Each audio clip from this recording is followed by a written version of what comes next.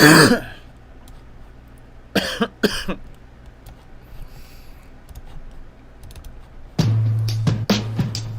one of the dopest engineers in the game.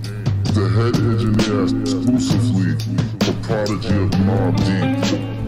10 Prodigy of Mobb Deep albums. The Hegelian Dialectic. The Book of Revelation. It's a pleasure, man. That body of work is crazy. I mean, Joe the engineer. Now we do this shit, nigga. 333. That's a sign from the heavens. Just look up in the heavens.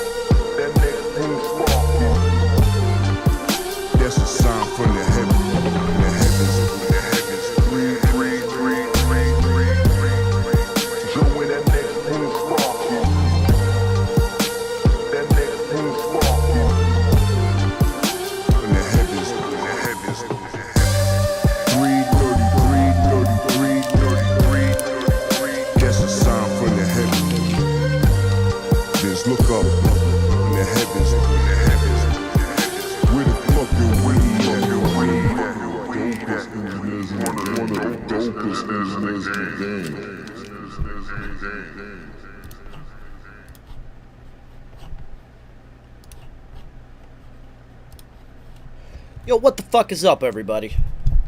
It is time for Gray Matter. Beefy, what up, man? Roberto, what up? Yeah, it is time to talk about football. It's about to happen. Did I just drop my goddamn... No, I didn't. Yeah, I'm a little bit late. I said 8 o'clock. If you guys have joined me for any of these Tuesdays over the last 3 months, you'll know that Tuesday means golf. And I'm straight from the golf course. I want to switch up my shirt so I didn't have a golf shirt on. And here we are. So, I am sure that Kerry, Roger Harper, and Nice will be joining us very soon. And then it's on, because it's finally motherfucking football season. We literally made it through, like, let's see, football ends in February, March, April, May, June, July, August. 6 fucking months on a show that only talks about football without football actually being played. That's kind of impressive. It's also kind of insane. But that's what happens. We made a commitment. So now we are officially into season 2 of Gray Matter, because football is kicked off. I don't know what games you guys watched this week. I'm super hyped that football is back. Patriots lost. Never fun. Last year, Kerry and myself killed it in the game picks, and boy did we mail it in on week 1 this year. I've been very, very busy, so I literally did not have time to just sit there and, like, do the research necessary, especially in week 1 with the off season and who played in preseason and all this shit. I'm too busy playing golf, yo. Like, I'm out there. Yo, somebody remind me to call Twin. Somebody DM me on Instagram or something and tell me, just say call Twin. I forgot to fucking call him again today. Shit. Other than that, what up, everybody? I'm sure our esteemed guest host will be joining us shortly.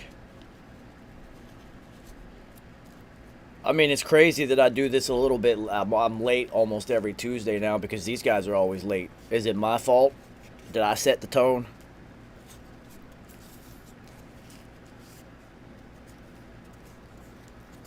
One must always look within first. It's probably my fault. I set a bad standard.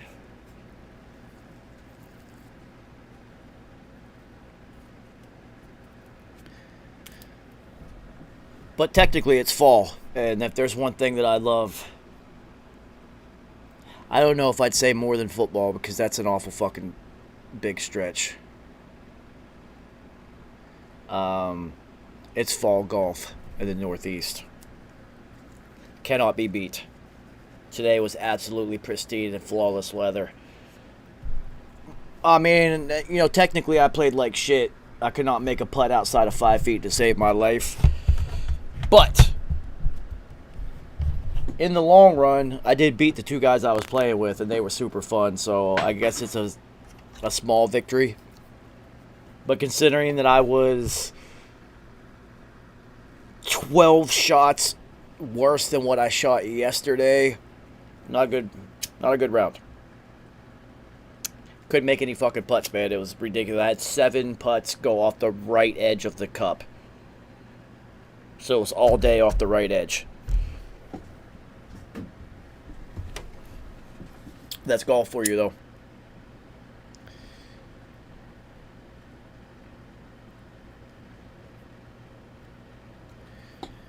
All right, where the co-host at? Where you guys at?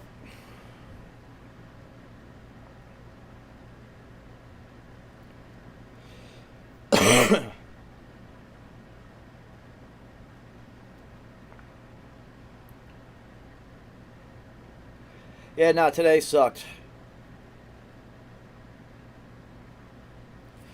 Today sucked considering I shot a bogey-free 65 yesterday. Today I shot a 77. Huge disparity. I don't know. I don't know where... It's 8:15. They should be populating the show soon enough. I know they ain't going to leave me hanging on week 1. Kerry is definitely working right now. There's no doubt in my mind. Nice is probably doing some gangster shit, and Roger Harper is doing whatever it is that Roger Harper does whenever we're not in front of a screen together.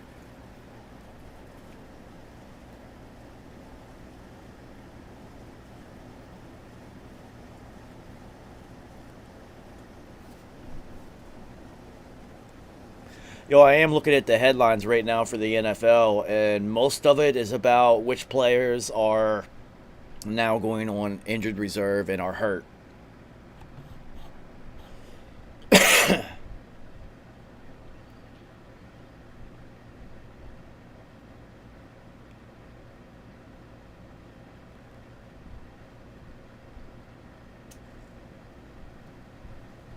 The Saints had 8 people test positive for the Roni.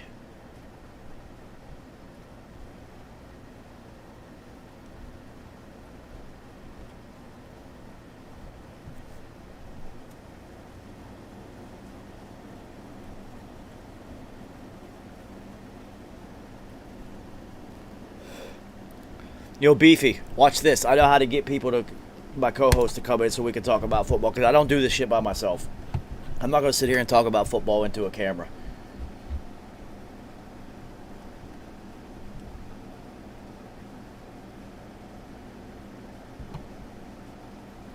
I mean, most people aren't any good at golf. It's fucking hard. It's fucking extremely difficult. I just play an awful lot. I use golf as my mental escape. I don't take my phone. I don't talk to nobody who's not on the course with me. I don't do anything but play the game and smoke blunts. Not necessarily in that order. But I do know how to get Carrie and Roger and Nice to show up. Every time that they're late and I start playing music, somebody pops in the middle of the first song. So I am going to play a beat from me and Billy Lyons. Which one do I want to play?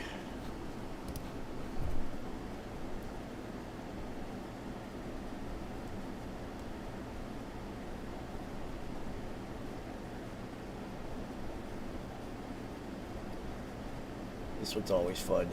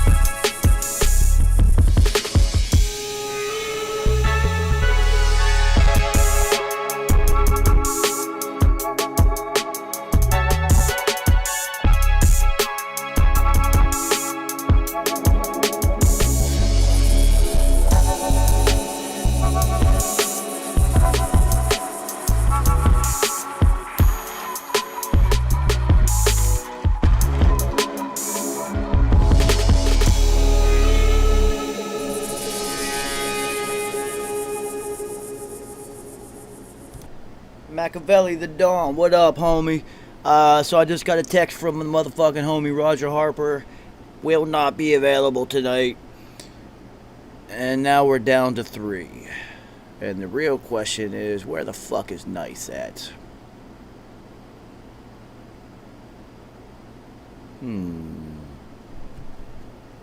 Where the fuck is Nice at, y'all? I did not hear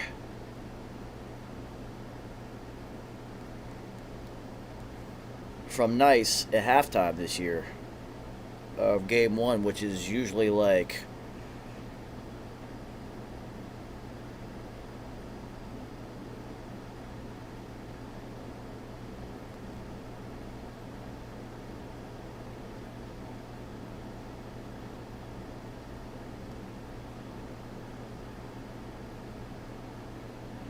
he hit Nice up.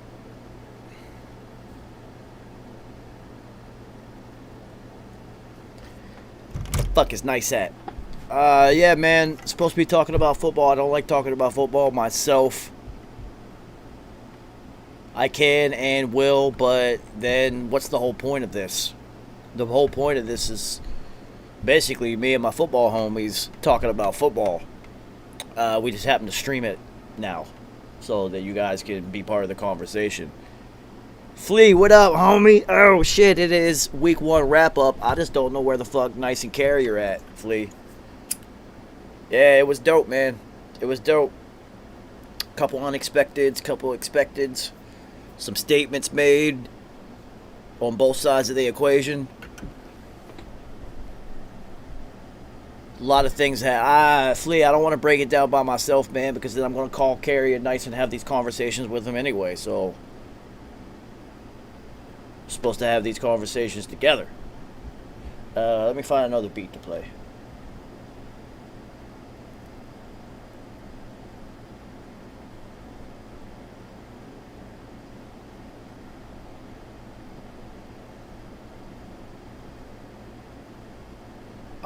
Yeah, Kyler was getting busy. Not only is it him, but John Connor played extremely well. DeAndre Hopkins is unstoppable. Christian Kirk with 2 touchdowns. AJ Green had a sighting. He's not done yet. Carey's probably working.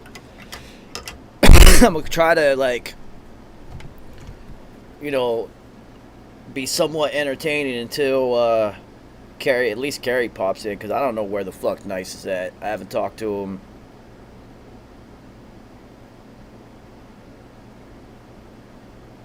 Maybe Nice doesn't want to talk about what actually happened on the field for the Jets.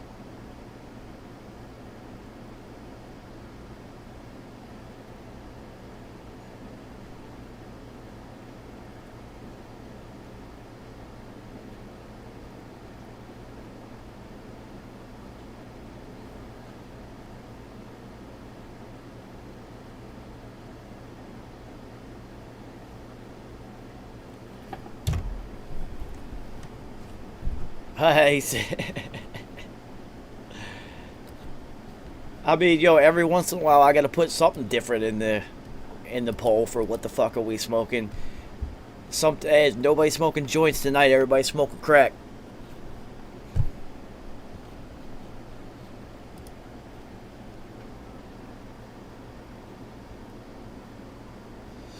Anyway, yeah, let me play another beat while I wait for Carey. It'll probably be in like 4 minutes, I'm thinking.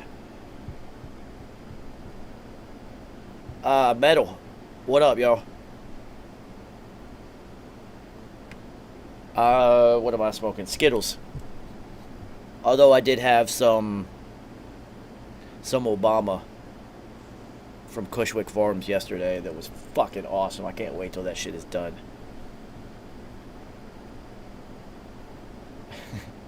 You ever smoke crack out of a bong? Football's the dopest shit ever, man. So many moving pieces, so many little tiny narratives and things going on all at once. So many things. 22 individual battles going on the field, coaches playing chess with each other. So many motherfucking things. So many things have to go right for things to be successful. So much shit. Yeah, I'm gonna play this beat and smoke this blunt until Carrie shows up.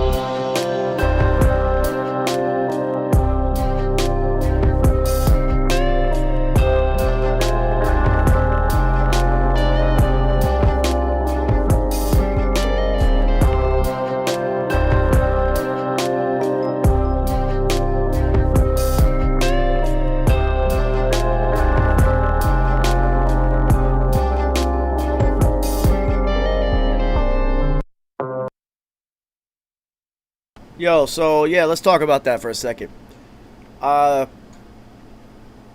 American football is so violent that you have to wear pads and helmets. So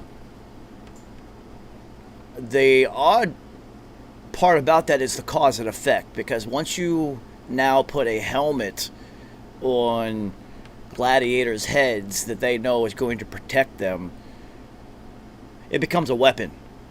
So inherently, it becomes even more violent.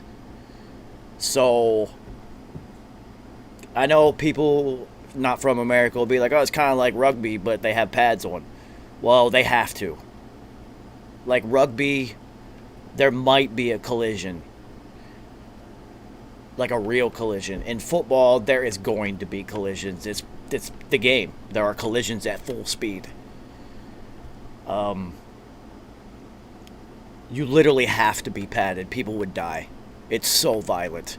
And now, the evolution of human beings, these players are so big and so, exactly, Metal, they're so fast and so big that the sheer physics of it, the force generated when they actually make collisions is like a car wreck. Can I explain the different player roles and positions? Yeah, that's easy. Quarterback, That is your CEO. That is the boss. That is the alpha male. That is the guy that everybody is looking to, not only on the field, but also in the locker room for leadership. That is why playing quarterback is the most difficult position in all professional sports, because it requires so much off the field input from you. You have to relate to every single player and coach on your team and get them all on one page. It's kind of your job. They're all looking to you for leadership. Whether you're a leader or not, you have to. It comes with the position. You have 5 linemen. The one in the middle, that's your defense. That's like your, Yeah, and you have to think that a quarterback has to make all these decisions in about 3 seconds. Ball is snapped. 1, 2, 3. They have to analyze, react, and then make the correct decision, and then physically make the correct play. It's so quick. It happens so quick. So you have 5 linemen. The center is literally the center, and then you have 2 on each side of him. The 2 on the outside of the center are called guards, and the 2 outside of them are called tackles.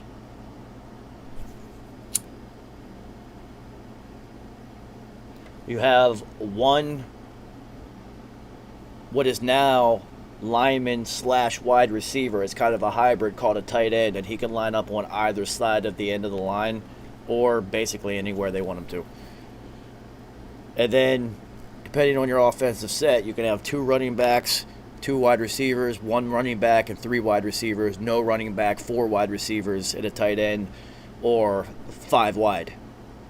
So it really depends. So you have to think an NFL playbook is probably 300 or 400 pages thick. It's retarded. Our playbook in college was every bit of 150 to 200 pages because we ran 5 wide receivers at all times.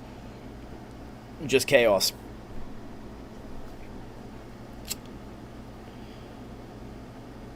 Running back is behind the quarterback. He runs the ball. It's more about clock management and field position with a running back. When you run the ball, the clock is continually going. If you throw the ball and it's incomplete, the clock stops. So, one way to manage a football game, if you have an inferior roster compared to whoever you're playing, is to manage the clock. So you want to run the ball and shorten the game.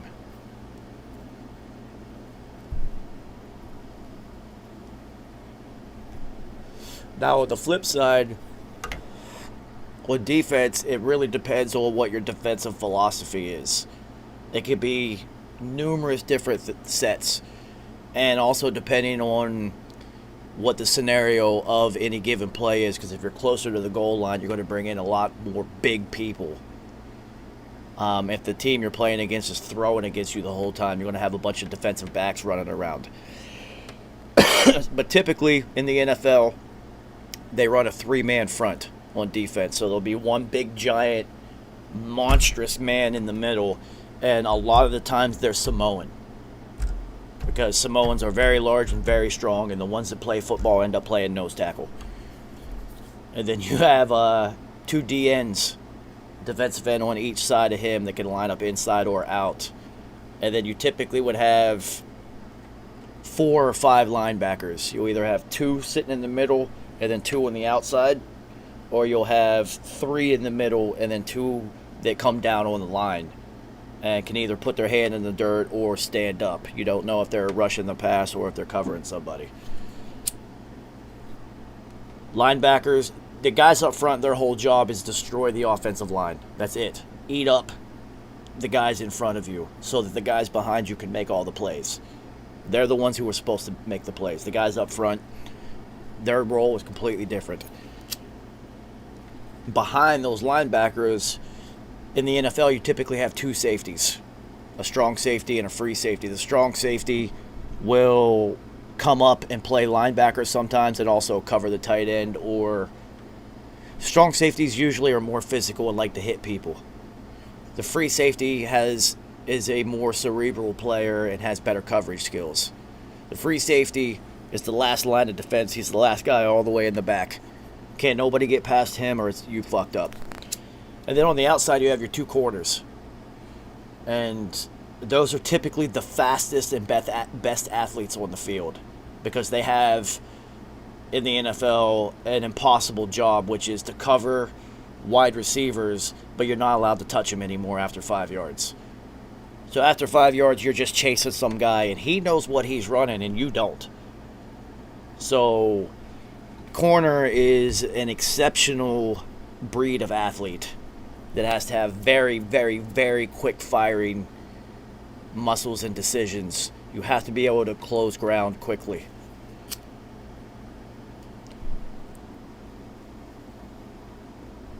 And then comes all of you Europeans' favorite players, the kickers, which tend to be a lot of soccer players, end up being kickers and putters. So, NFL roster game day is 46 players. Practice week is 53. Plus the practice team players, they have 12. Is it 12 or 10, Flea? I think it's 12. They have 12 players that are on, they call them your practice squad, and that's who you play against in practice because you don't want your defense and offense just to fucking beat on each other the whole time. Like, it used to be like that. In college, it's like that. The number one offense and number one defense just fucking go at it all day.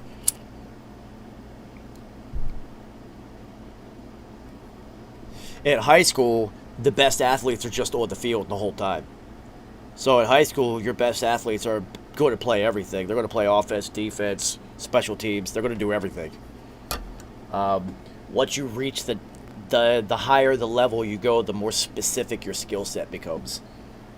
To where you can get in the NFL and you literally only come in on third down and just rush the passer because that's the only thing you're good at that level.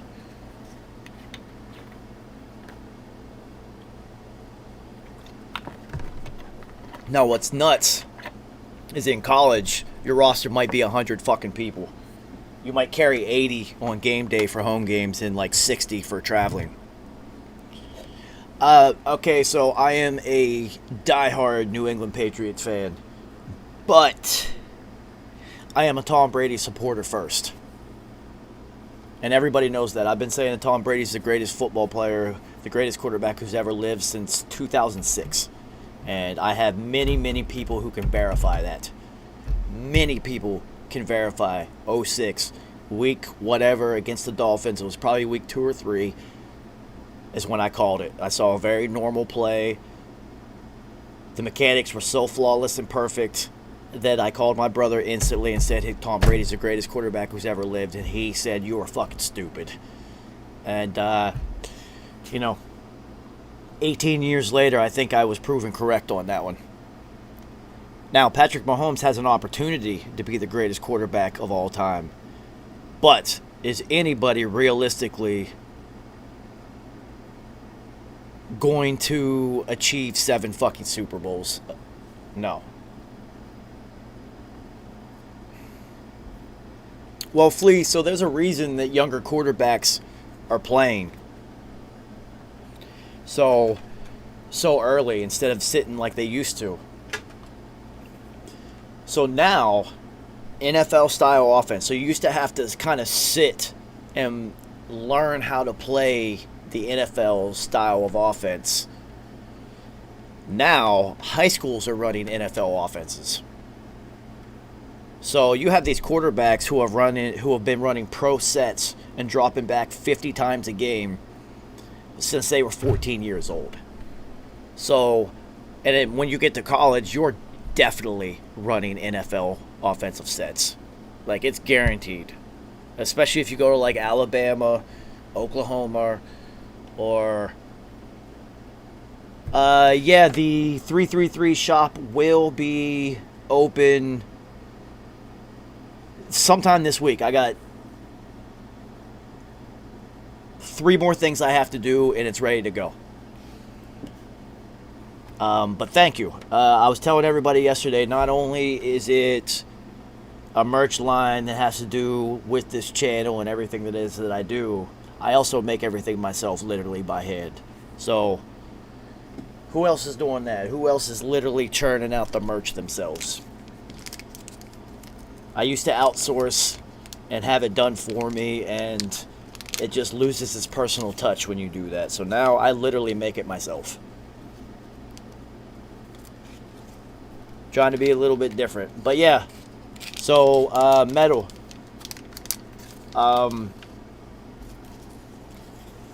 Follow 333 Merchandise on Instagram. That's where I'll be putting everything at. I have been busy as hell over the last 2 weeks with the merch shop. And I also let everybody know last night that 33.3% of whatever I make off of the merchandise will be going into the 333 Foundation, so that I can keep doing dope shit for dope people, because I've done 2 fundraisers through YouTube so far. The first one was successful. The second one, we're about halfway where we need to be. And I figure the quickest way to do that is just take a percentage, whatever the fuck it is that I make, and just put it in there. Because now, since I'm not outsourcing to anybody, there are no middlemen. I'm doing the shit myself. So now I can afford to do that. So fuck it. Well, 4 things. Fuck. I gotta get the hats done. The hats are not done yet. But I'm almost there, man. We're almost ready. I've been working really hard, man.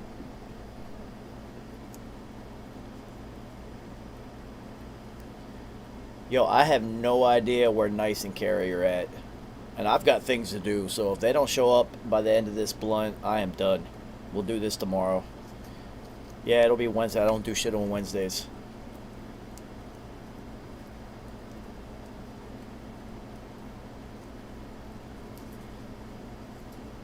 Yeah, it's been dope, yo, because not only do I make everything myself, I literally design everything myself, too. So I don't have to rely on anybody for anything. If I can't make it myself, I just don't do it, or I'll figure out how to eventually. But I have been up to some things. That is for sure. Because it's hoodie season. So it's time for hoodies, people.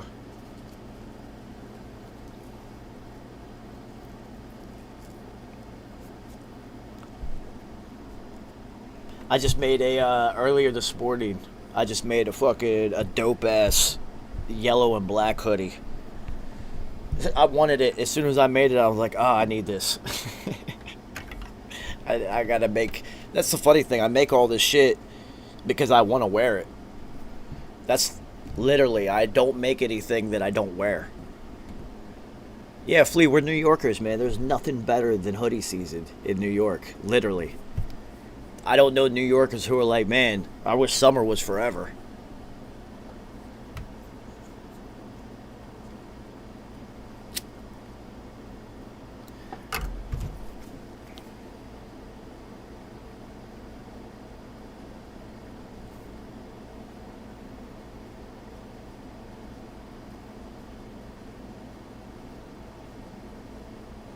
You can look it up that way. Come on.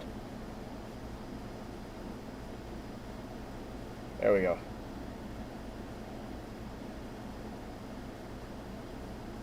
It's called the 333 shop, but it's at 333 Merchandise because somebody already had 333 shop.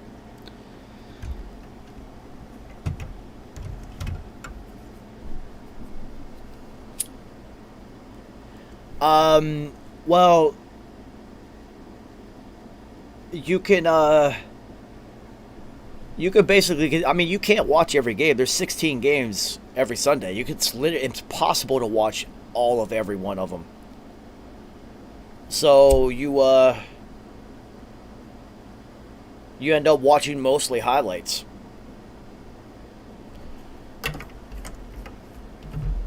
And you have to think, typically there's probably around 80 to 90 plays in an NFL game. You know, most of them are inconsequential in the long run, but are more of like setting the tone and setting things up. But Yeah, highlights are fine, dude.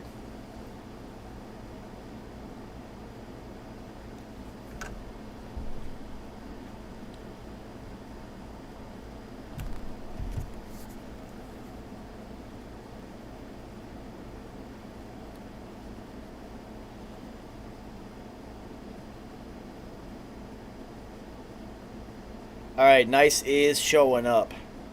He just told me he's popping in, so me and Nice can talk about football.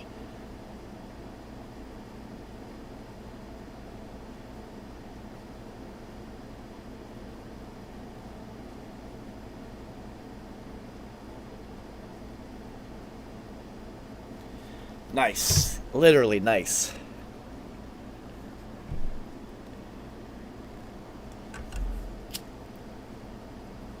Yeah, I know, Flea. Literally nice.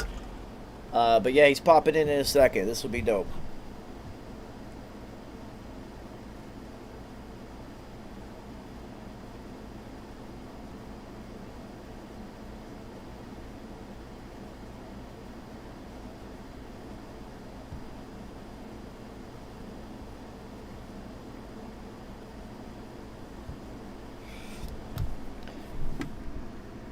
Yo, you guys want to know something crazy? This happens to me literally like every time I play. So I have a photographic memory, and it works a little bit different. Not just the things that you see you remember. I don't really have a short-term memory. So if I don't see it like written or something, short-term wise, I'm not gonna fucking remember it. So it's hard for me to, like, when I'm playing golf, I might not remember what I just did on one individual hole. But a couple hours after the round, I literally can go back and go play shot for shot on every single shot. And I remember every single one. And it's funny because I was just sitting there, like, it all just popped into my head. Nah, Carrie, I figured you were in the booth. Don't worry, man. Nice is about to pop in real quick. He just hit me, so I said if y'all motherfuckers don't pop in by the end of this blunt, I'm done, and we can do it tomorrow. But Nice will pop in, and we'll hold it down, homie.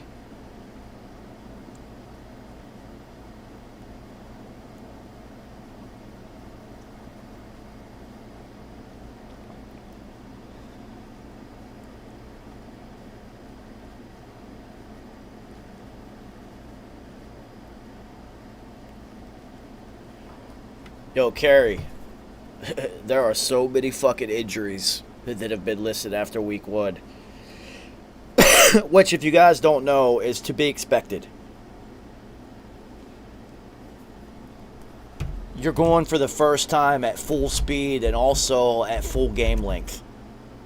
So, like, week 1 and week 2, there are the players who are going to get injured, the ligaments, the muscles, and whatnot that are on the verge. It's going to happen early. So, it always looks like nuts in the first couple weeks of the season. So many people get hurt. But that'll all even itself out. The Ravens, however, just continue to get battered by the injury bug. Yo, Carrie, they just lost their starting guard, I believe. Their left guard is done. And Mostart is done for the year. Season-ending surgery, so he's done for the year. It's not coming back in 6 weeks. He's done. But they got, like, 13 running backs. So they'll be fine. Yo, Flea, Jameis got LASIK surgery so he could actually see for the first time in his life. I would suspect that Jameis will probably have like 40 fucking touchdowns this year and like 5,000 yards.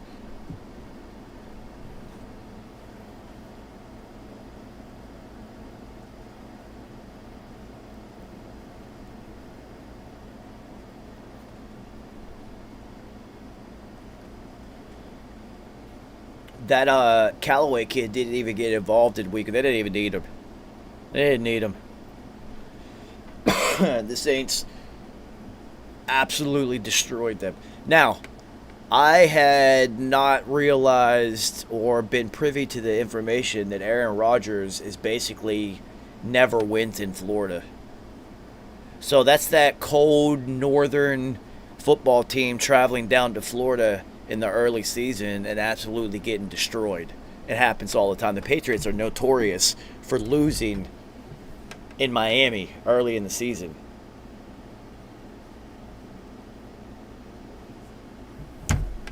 So, not a surprise that Green Bay, because the game got relocated because of flooding in the hurricane, to Jacksonville. So, no big surprise that Green Bay got stomped.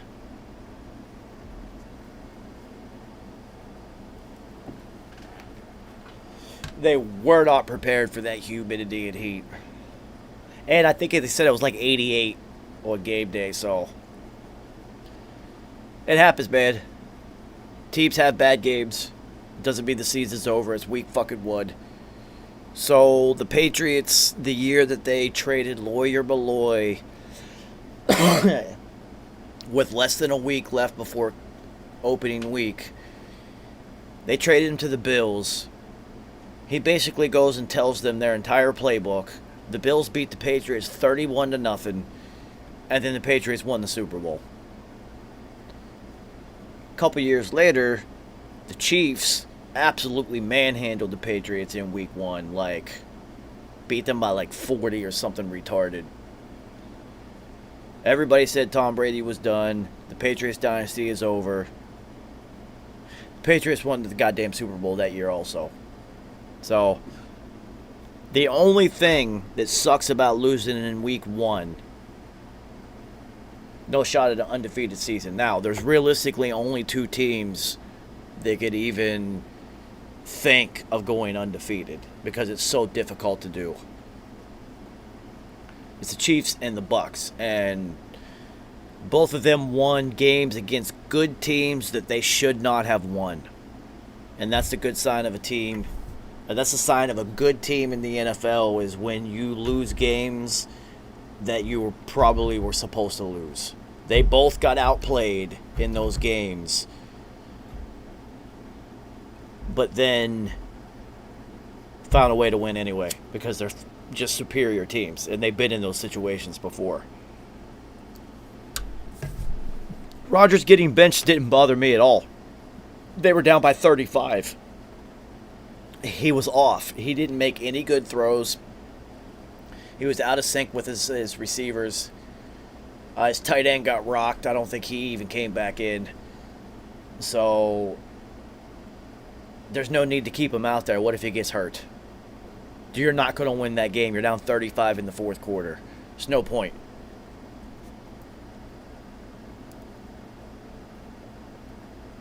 I know optically it looks bad, but there have been, a few games where when Brady was on the Patriots and they were getting smashed. Well, in comes Brian Hoyer or Matt Castle or, Jimmy G or whoever the fuck the backup was during that time. It happens, man. Yeah, I mean, it's like watching, Kobe or Steph Curry or James Harden or Mike or somebody get benched because they're having an off game. You're just like, that's kind of odd. Haven't seen that before. Flea, I think you can read the writing on the wall that this is 1 trillion% Aaron Rodgers' last year in Green Bay. I'm surprised that he even came back and played for this organization again. But even if they win a Super Bowl, I think he just retires. He might retire anyway. He's like getting married to Shailene Woodley. He's like a hippie now. I just saw him on the Pat McAfee show today because it's Aaron Rodgers Tuesdays. And he looked kind of skinny. He looked like he lost some weight. I had to question whether or not he went vegan. Because football players who were not vegan and have switched to vegan usually play terrible. If that's not what your body is used to and used to running and operating off of, the ones who switch suck. They lose weight and they're terrible. Look at Ezekiel Elliott. That guy lost like 30 pounds. He was down to 198 pounds.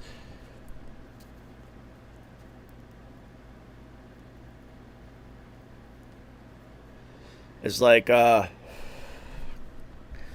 he lost all of that weight that created the mass, which equaled the force that he applied. So you drop 30 pounds. 230 pounds. He dropped 30. That's an eighth of your body weight. 30 pounds in a short space, momentum and physics-wise, is a lot. Especially if you're a physical running back. Which he was. He's not anymore. You drop 30 pounds. Now he's completely ineffective. They just paid him a whole bunch of money, too. Not good for the Cowboys. The best teams right now are the Chiefs and the Bucks. Kansas City Chiefs, Tampa Bay Buccaneers are kind of in a class on their own. There's other teams that are kind of like sniffing around, but those two are kind of above everybody else. They've won the last 2 Super Bowls. Well, 2 out of the last 3. And Tom Brady has won the one in between and then won the last one anyway. But the most complete organizations from top to bottom. And we'll probably have a rematch in the Super Bowl.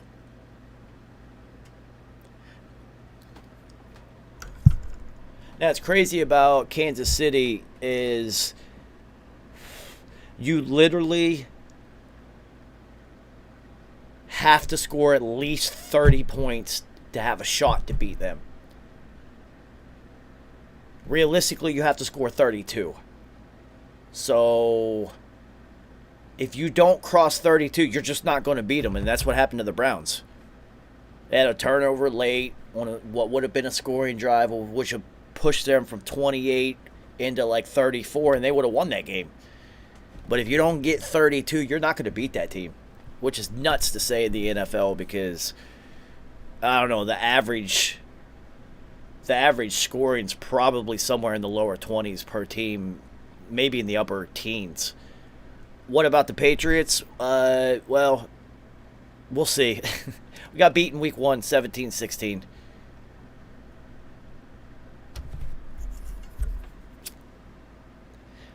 Yeah, you have to, it's been mathematically proven. You have to score at least 30. Because they average 29 and 31 point something home and away. No, wins and losses. So they average 31 point something in their wins and 29 point something in their losses. So you have to get to 30 to have a shot.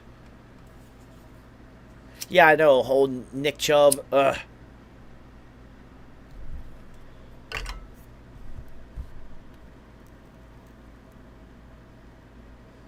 But, I mean, the Browns, they're not going to be happy that they lost. Nobody likes to lose. And there's really no such thing as a moral victory. But they have to be pretty happy with the direction of their team and how they performed throughout the first, 2.5 quarters.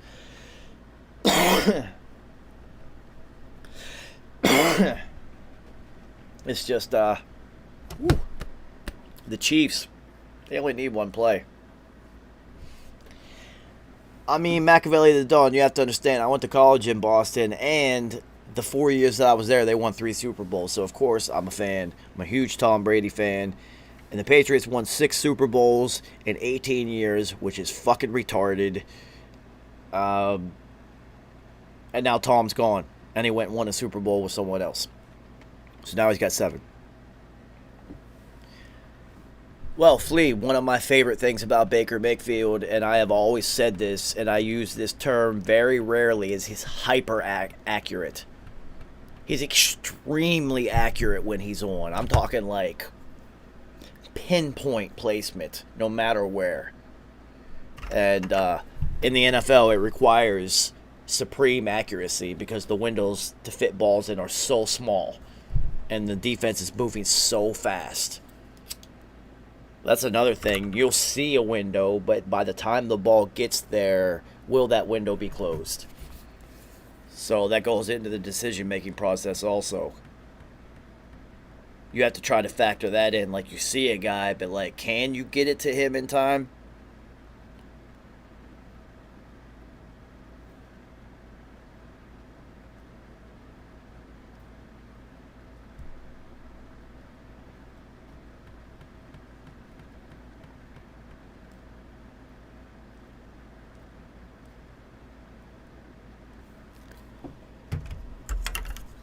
Damn, nice.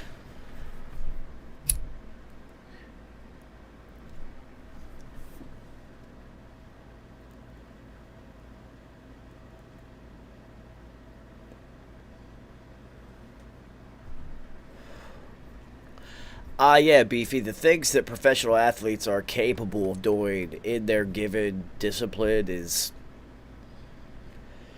it's impressive because you have somebody who spent nearly their entire existence doing that one act and that one discipline. So you're seeing not only people who have spent a lifetime honing in a skill set, but in order to reach the top, you also have to be blessed with inherent physical tools anyway.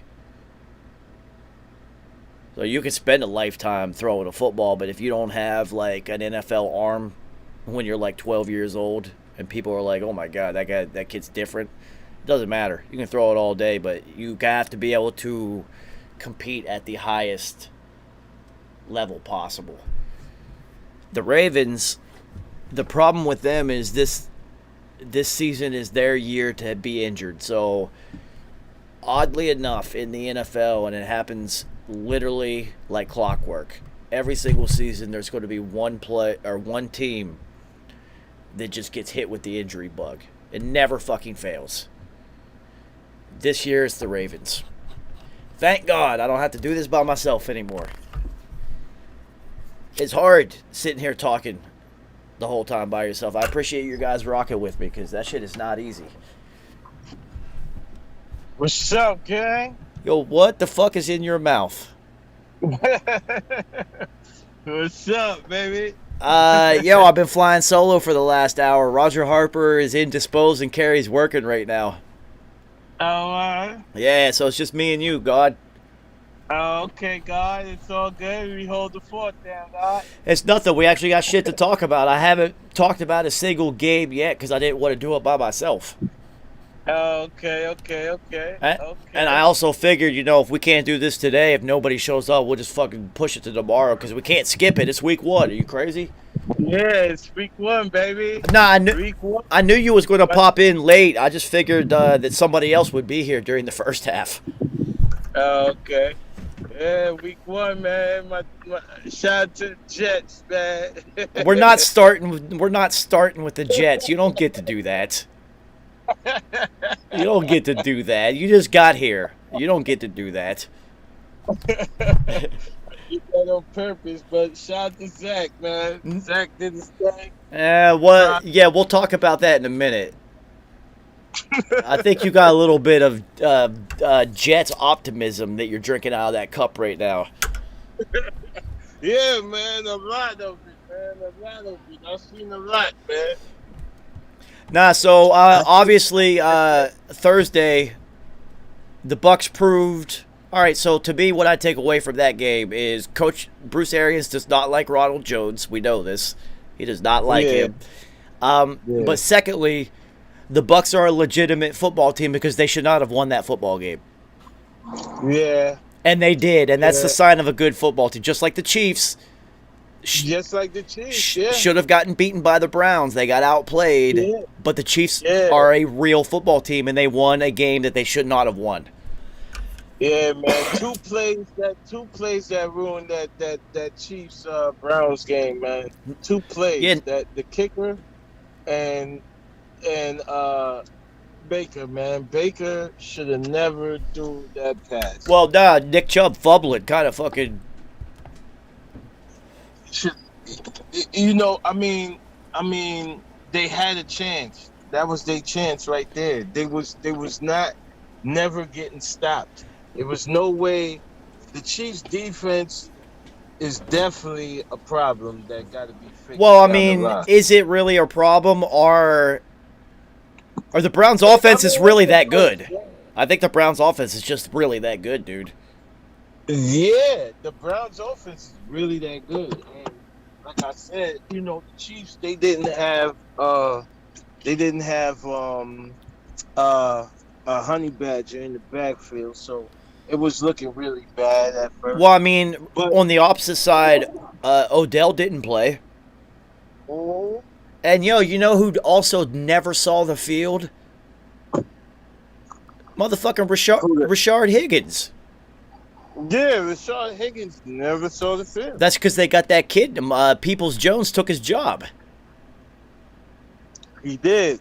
And also that new kid, Schwartz. Schwartz That is kid, he? oh my God, they were feeding Schwartz like crazy in that game. Well, okay. So once again, they've seen something in practice that we haven't got to see.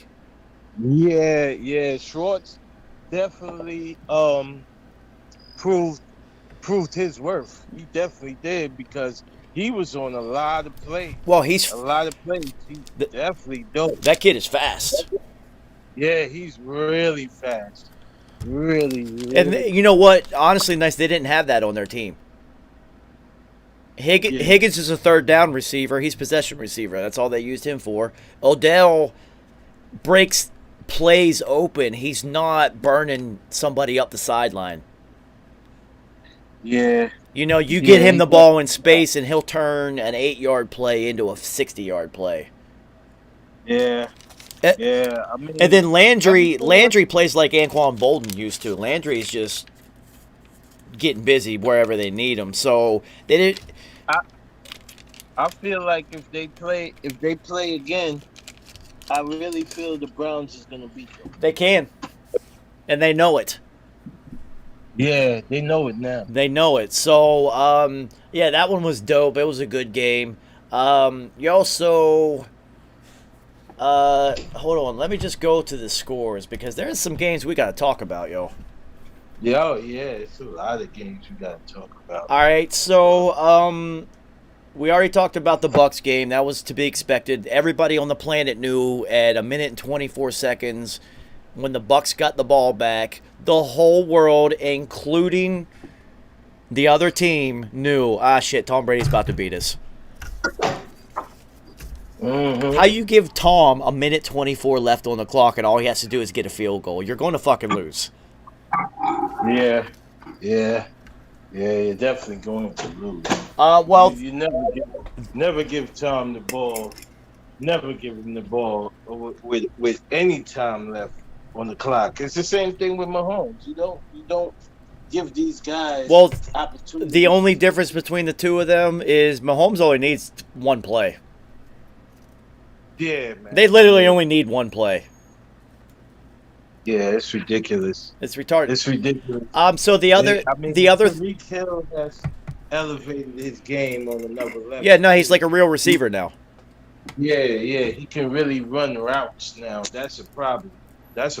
Well, you know what the good thing, one thing that he has going for him that people don't really talk about because you'd have to be a punt return to really think about this.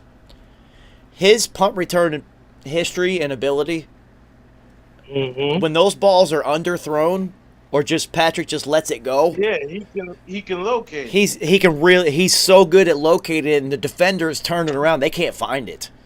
Yeah, that's what happened with that 75 yarder. Yeah, that's the punt returner in him. So the other thing from the Bucks game, nice, and I know you saw it because we talked about it.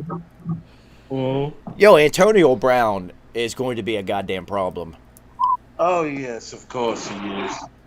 I mean, he was always a problem. Yeah. I don't understand why people thought he was like finished. No, but this is different because now he's not your 1 or 2. He's playing on the inside. Mm-hmm. How do you cover him? You can't. That's a number one receiver who's moved to the inside who can still play as a one, right? So you can't bring your number one corner inside because then Mike Evans is going to be covered by some bum. Yeah. You can't shift your two over to Mike Evans and leave your one inside because now you got Chris Godwin who's going to be completely by himself. Yeah. The safeties have to worry about what Gronk's going to do because he looks really good right now already. And then they didn't even use Scoots. Oh, nice as froze. Was sitting on a goddamn golf tee. I was wondering what the hell that was.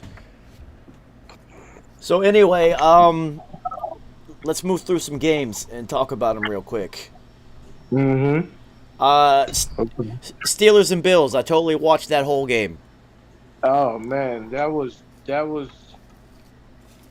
really that was just first week jitters. I Well, think. also you have to look at the styles of play. That's kind of a bad matchup for Buffalo Mm-hmm. because for some reason Buffalo has become the team, and it's weird that they have chosen to go this route. I know they have what they have, but they're a cold weather team, so late in the year it's going to be tough to do this. Dude, they don't run the fucking ball at all.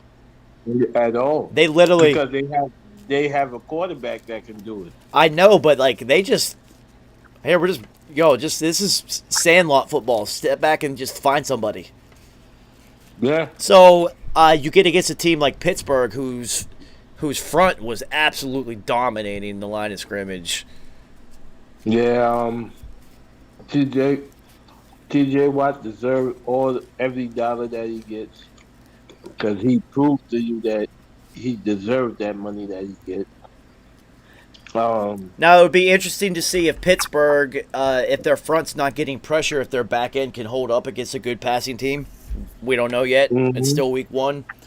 The other thing, Najee Harris didn't really get going, so we'll see. Mm-hmm. You know, we'll see. We'll see what happens. It's only game one. Well, one You know how that goes. yeah, but one thing that I did kind of foresee coming because I do the fantasy thing now is Deontay Johnson. Big Ben likes that guy. He throws to him a Oh lot. yeah, he loves him. He loves him. He throws to him a lot, nice, like a lot. He loves him. I mean, the guy can play. He's a great football player. And He can play. he's their number 3. Yeah. So he's not even has the responsibility of being Claypool's your big guy who stretches vertically, and then Juju is one of my favorite football players when the game is being played. Mm-hmm. Off the field, whatever, but when he's on the field, that guy plays hard. Yeah. He tries to run everybody over. He does. He fits Pittsburgh. He plays hard. Yeah, I mean, like I said, man, Pittsburgh is always gonna be. They're always gonna be in contention. The weapons they do have is pretty good. You know, Big Ben. It's all on Big Ben, really. That's who it really counts on. It really breaks down to him, Big Ben, stay legit for 17 games. Yeah, I don't see it happen. I don't see it happening either. So I don't see it happening. You know, right now he looks good, but he always looked good in the beginning of the season. He reminds me of like guys like Tyrod Taylor and dudes like that. yeah. At this point in his career, you know, at this point in his career, he's just really good in the beginning, and as soon as it's a lot of games, a lot of things happen, and it just doesn't work. You know, it doesn't work out. But that guy, what's his name, Johnson, he's the real deal, man. Yeah, I like him a lot. So, I mean, they're both good football teams. Playoffs probably for both of them. So, Yeah. I mean, wouldn't be on the Bills side of things, they just really you know, it's the first week, man. It's a lot of first week jitters. A lot of teams is gonna look bad the first couple of weeks. You really have to analyze teams by like game 4. Yo, so like I feel like Josh Allen, watching him play, that he was trying to win an MVP. Yeah, he's definitely going for that. Yeah, he was like, oh, We all know that. I gotta do it from snap one till the end. So that's not how you win the And MVP, they're Josh Allen. They're trying to give it to him. I mean, look at the play on 4th down when he threw it 15 yards backwards. Yeah. I never saw anything like that before. He threw it 15 yards backwards. That made absolutely no sense at all. So we'll see. They'll get it together. Dolphins and Pats. Mm-hmm. Dolphins they Oh. always play well, and the Pats, as I said, it's going to take a while to get this many new parts to be on the same page. Mac Jones looked pretty solid, though. I mean, it's the teacher versus the student. Yeah. A lot of people don't understand why Miami always plays good against the Patriots. It's a teacher versus the student scenario. And they got like 13 players that used to play for the Patriots on their roster. Exactly. This is what I'm saying. They know a lot of plays. They know a lot of things that's going on the field that we want. Yeah, Mac 10 handle looked pretty solid. I was Oh, yeah. He looked really good. he looked good. He has such a short release because it's like from here. It's not a whole windup, Yeah. but it's weird. It's a weird throw, but very, very accurate. Yeah, he's legit. I mean, So we all know he would be legit if you beat out Cam Newton. so one And- one thing that I did notice from this game, because it's a Pat, so I watched every play. Mhm. Is that Jacoby Myers is like a real wide receiver now. Fuck. Like, for real. He's like a legit, actual wide receiver now, so Mhm. good for him. So, surprise game. Studied the game. Surprise game, but not for how the Falcons played, because I assume they're going to be terrible. But I told you. What did told you. surprise me, though, is Calvin Ridley and Kyle Pitts contributed absolutely nothing in this game. I knew it was going to happen. But Philly's pass defense was so terrible in the preseason. But Matt Ryan's done. It's a wrap for him. Yeah. Matt Ryan is over. It's the same old offense, minus Julio Jones. So it's pretty much you're getting what you was getting last year. Well, Julio barely played Um, last year, so it is last year's offense. But yeah, it's last year's offense, and it's the first game. Makes it even worse. That it's So the first game of the season. watching the highlights, and I always thought this.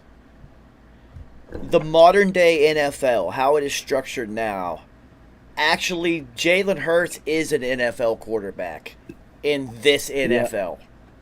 Mhm. This NFL He is. fits him perfectly, so he's going to be successful as an NFL quarterback. Of course he will. It's like it's like Terrell Davis being a backup in college and then going to the NFL and being a Hall of Famer. You're like, well, how did that Yeah. happen? Well, he was actually built more for the NFL than college style of football, so it's just kind of how it worked out. Jalen Hurts, who barely was a quarterback in college, he was the quarterback because he's a good leader. But it was a run first offense with him at Alabama. Remember when they got down, they had to bench him so they could bring Tua in because Tua could actually throw it down the field. Yeah. So, but then Jalen Hurts said, well, fuck this. I'm going to go to Oklahoma. I'm going to go learn how to play quarterback. Yep.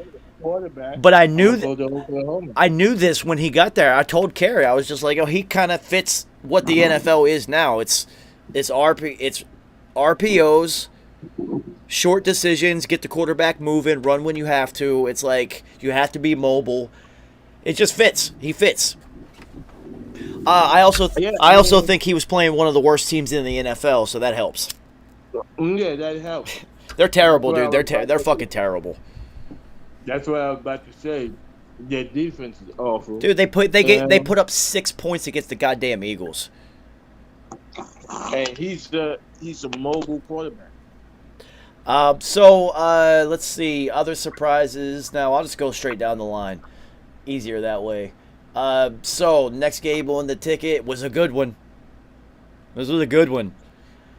And I texted this to Carrie. I should have DM'd you. See, you got to get in the group text with Carrie and Roger Harper and myself, so we could all be. The conversation is just one.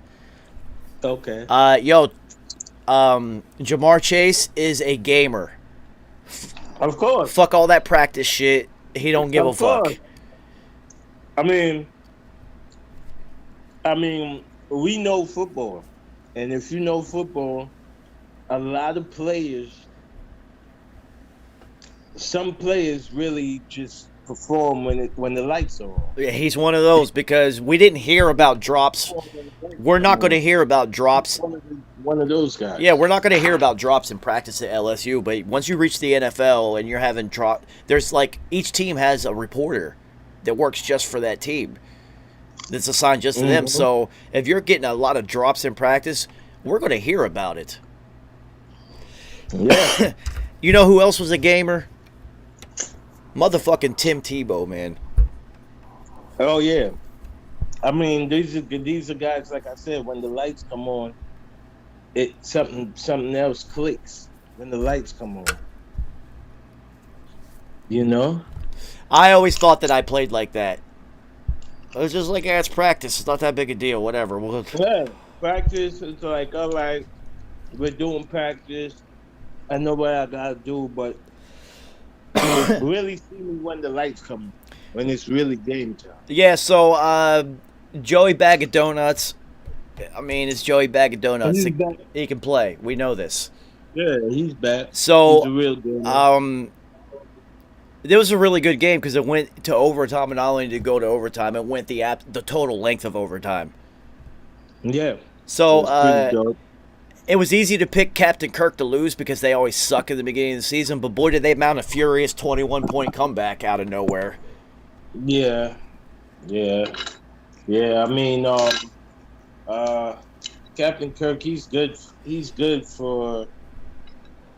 He's another guy that's really in questioning. Yeah, when it comes Captain Kirk is good for almost winning. Yeah, pretty much. Almost winning. Almost got it, but it's not there. Yo, so the next game on the docket, the Lions had a crazy comeback against the 49ers. Yeah, they did. But it was a lot. There was a lot of injuries also. Yeah, that made that happen. Which, if it wasn't for these injuries, it would have went pretty bad. Surprising that the Niners defense gave up 33 to the Lions. That's for sure. Well, one of their corners was got hurt. One of their corners got hurt, and he was really one of their top corners too at that. And like I said, man, it's the first game of the week. A lot of dudes haven't played full contact football for 4 quarters. So this first week, you gotta take it with a grain of salt. Yeah, of course. For certain teams. Certain teams. Yeah, certain teams you will take it with a grain of salt. Certain teams, you just know that, all right, they suck. All right, so let's pour out the salt shaker then.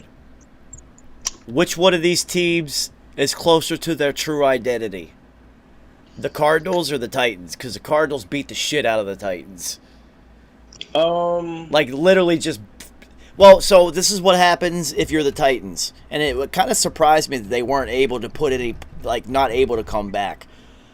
So the Cardinals scored in their first couple drives, right? Mm-hmm. Which means now the Titans are behind, so now you can't really use Derrick Henry effectively. Right. But they were not. A.J. Brown didn't do shit. Tannehill didn't do nothing. Chandler Jones had 5 fucking sacks looking like Derek Thomas out there. Oh my God, 5 sacks. Yeah. 5. He had 5 sacks. 5 solo sacks. Yeah, that was really outrageous. I can guarantee you that if one player has 5 sacks, your team got dominated. There's no other way around it.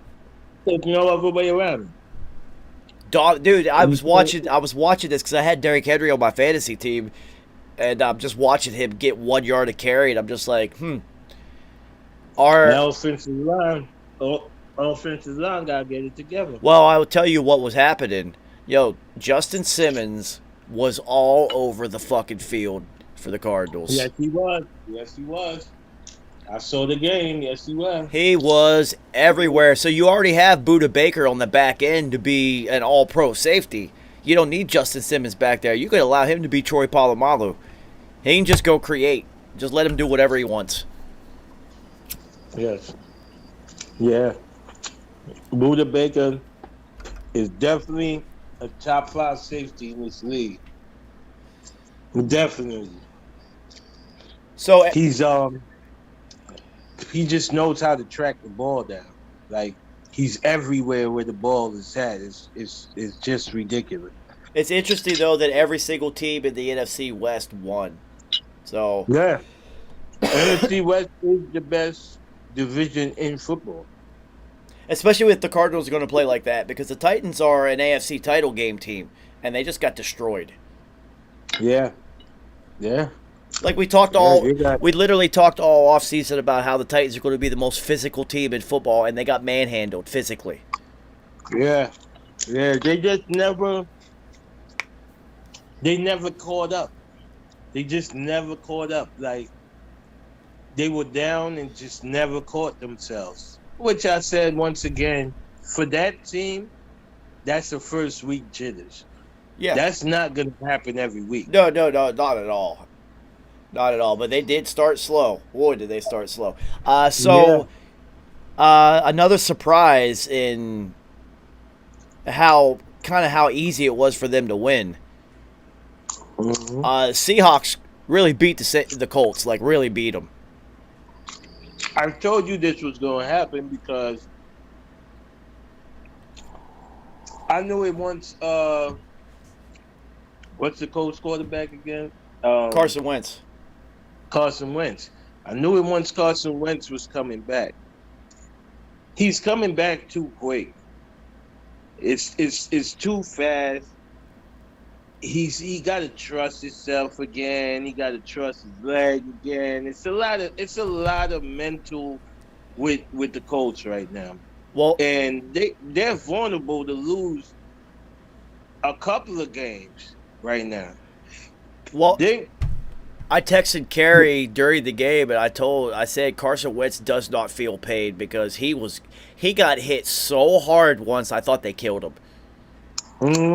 I didn't think they killed him, but I was just like, he's done for this game because he got sandwiched and his head went one way and his shoulders went one way and his spine went the other way and his legs were pointing in this direction. And I was just like, how is he going to get up for this? And he got up and kept playing. I was just like, yo, this guy is. You cannot question his toughness. Oh no, he's tough. But you and I know, you still need trust. You and I know, in the game of football, you still need trust. You need to trust your leg. You still need to trust certain things. It's going to take him a couple of games before he get it right. It's going to take him like a good 4 games before the Colts till you really start seeing what the Colts is about. So Russell Wilson and Tyler Lockett are literally an extension of each other. Of course. I don't think there's a better duo in football right now. Aaron Rodgers and Devontae Adams, because they're both literally the best at their position. But the chemistry between these two is retarded. Yeah, There's no reason in the world that Tyler Lockett should be getting 2 touchdowns a game in the NFL. they just so connected at the brain.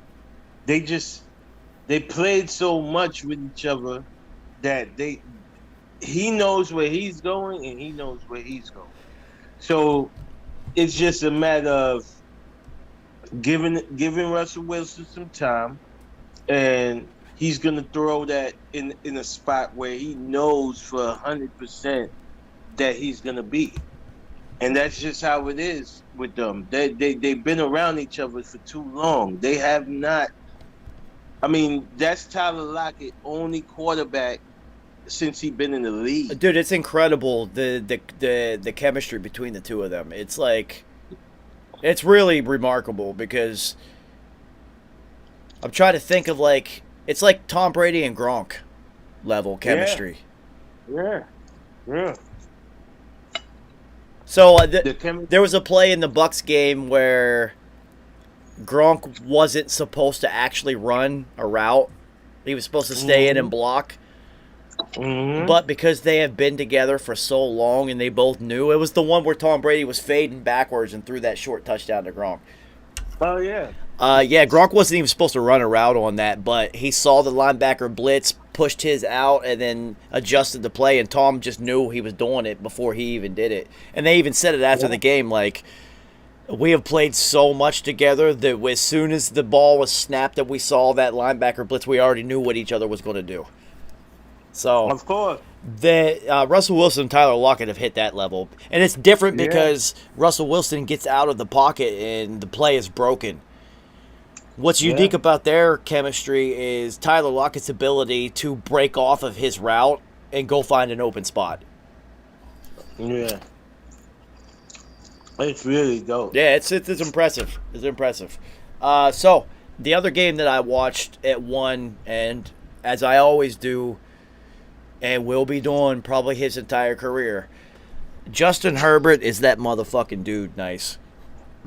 Yeah. Justin Herbert, I mean, we've seen it in college. If anybody ever watched Justin Herbert in college at Oregon, you would know this is not surprising. It's really not surprising. Like, you can look at him and just knew that he was a natural. I mean, well, nice. What you have to look at for year 2 of a quarterback, especially one that had a really good year like that. So you remember Robert Griffin III killed it his rookie year, then sucked every year after that. Colin Kaepernick was great early, has been terrible ever since then. It's like once the NFL knows you're there and they know your game, they can start game planning for you. How do you respond? Well, he looks even better than last year, so that guy is fucking amazing. He's like he literally has every single attribute that you need for an NFL quarterback. He has all of them. Yeah.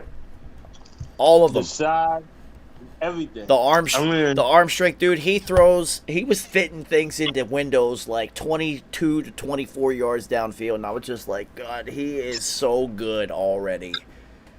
Yeah, I mean, he's I mean, this is nothing that, like I said, if you watched him in college, this is nothing new.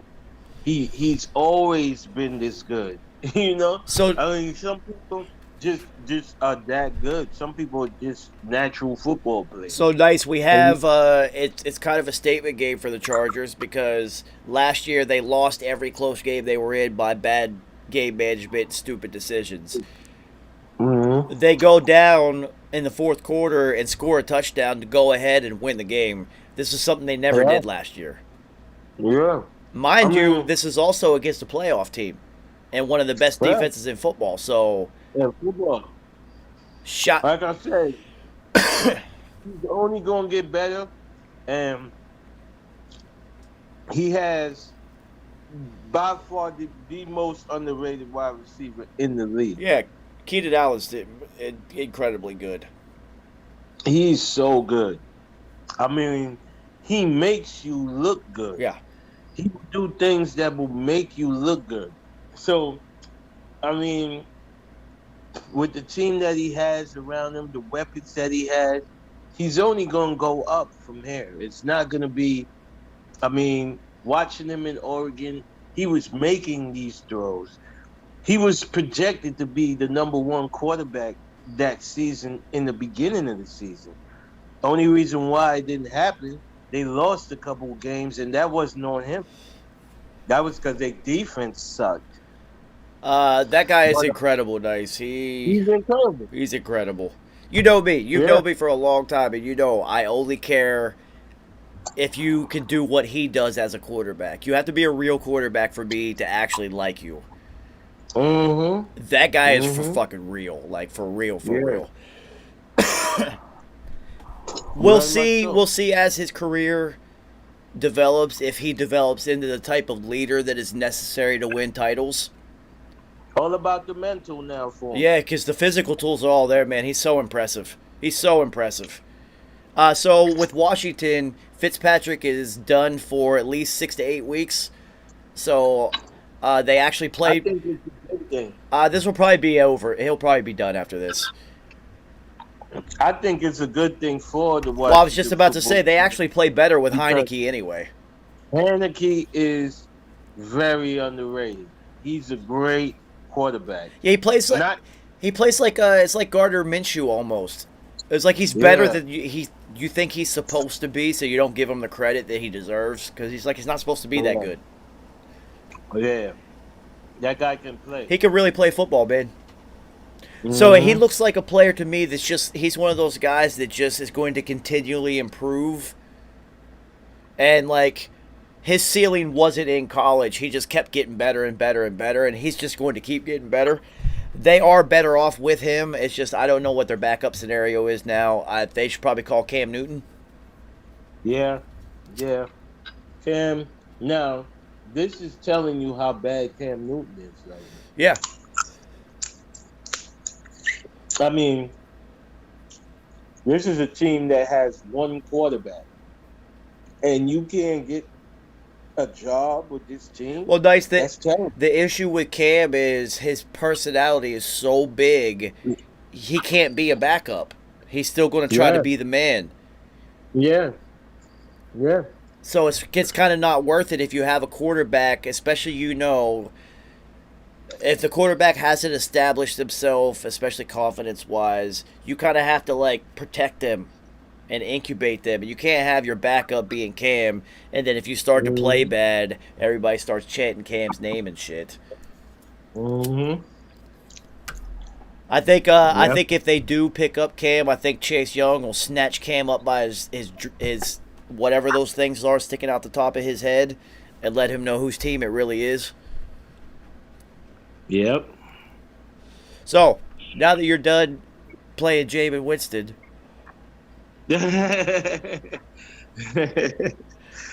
Let's talk about your game that I know you watched every play of. Oh, yes, we're getting to it. All right, so good for Sam Darnold. Played well. Yeah, he played all right. Good for him. Good for him. He had a couple big throws. Good for him. Good for Robbie Anderson, too. Both of them being ex-Jets, getting busy against the Jets. That was funny. Okay. Okay, hold on. It's that game was it was hilarious, because pretty much okay, so the Jets really should have won that game. Oh shit. We've been on here long enough. We have Carrie has decided to join us. Oh, okay, Carrie. What's up, baby? Yo, perfect timing to listen to Nice's excuses. We just started talking about the Jets. No. It's no excuses. The Jets should have won that game. They should have won that game. The reason why I said they should have won that game, it was through two remarkable throws and plays that if the receivers would have came down with it, it would okay. have changed the whole dynamic of that game. That throw to Elijah Moore let me down in so many ways I can't even explain it. He let me down because he absolutely dropped the ball on a beautiful pass which would have changed the dynamic, and also the pass to Corey Davis. Corey Davis played a good game, but he also did fumble the rock in a big way with that throw. That throw was definitely on the money. He should have caught it, and he didn't. Sam, I think I saw like two of no, it's you know, Sam Darnold. The only reason why Sam Darnold looked good as he looked, he only Smoking looked clogged good your as he arteries. looked Awesome. because Can't of wait. McCaffrey. A lot of the passes went to screen passes to Well, McCaffrey. I mean, What it- of course they would. If you had McCaffrey, you would do the same shit. Exactly. I mean, that's. I mean, all- he's the only cat in the history of the league who went all pro at two positions, running back and receiver. Like I mean, Khalil Mack I did mean- also. That's two people that did. oh, he for linebacker and DN? Yep. That's crazy. First team All Pro. I mean, Yeah. That's crazy. Yeah. I mean, you know, McCaffrey bailed them out, but those two passes, if those two passes would have been completed, it would have been a different. All right, so story. nice. Let me Well- let me give you the non-Jets fan take on all this because Okay. I didn't watch the whole game. Obviously, I watched more important games with better quarterbacks. Oh my God, no! You can't say that about Zach. Do not say that. Tell me, Justin Herbert isn't better than Zach Morris. Oh, I mean, well, Justin Herbert. That's exactly yeah. who I was watching play quarterback. Okay, so yeah, Okay. that's why I wasn't watching that game. I did, of course, I was paying attention to the highlights because I wanted to see what Sam Darnold did. That was the thing.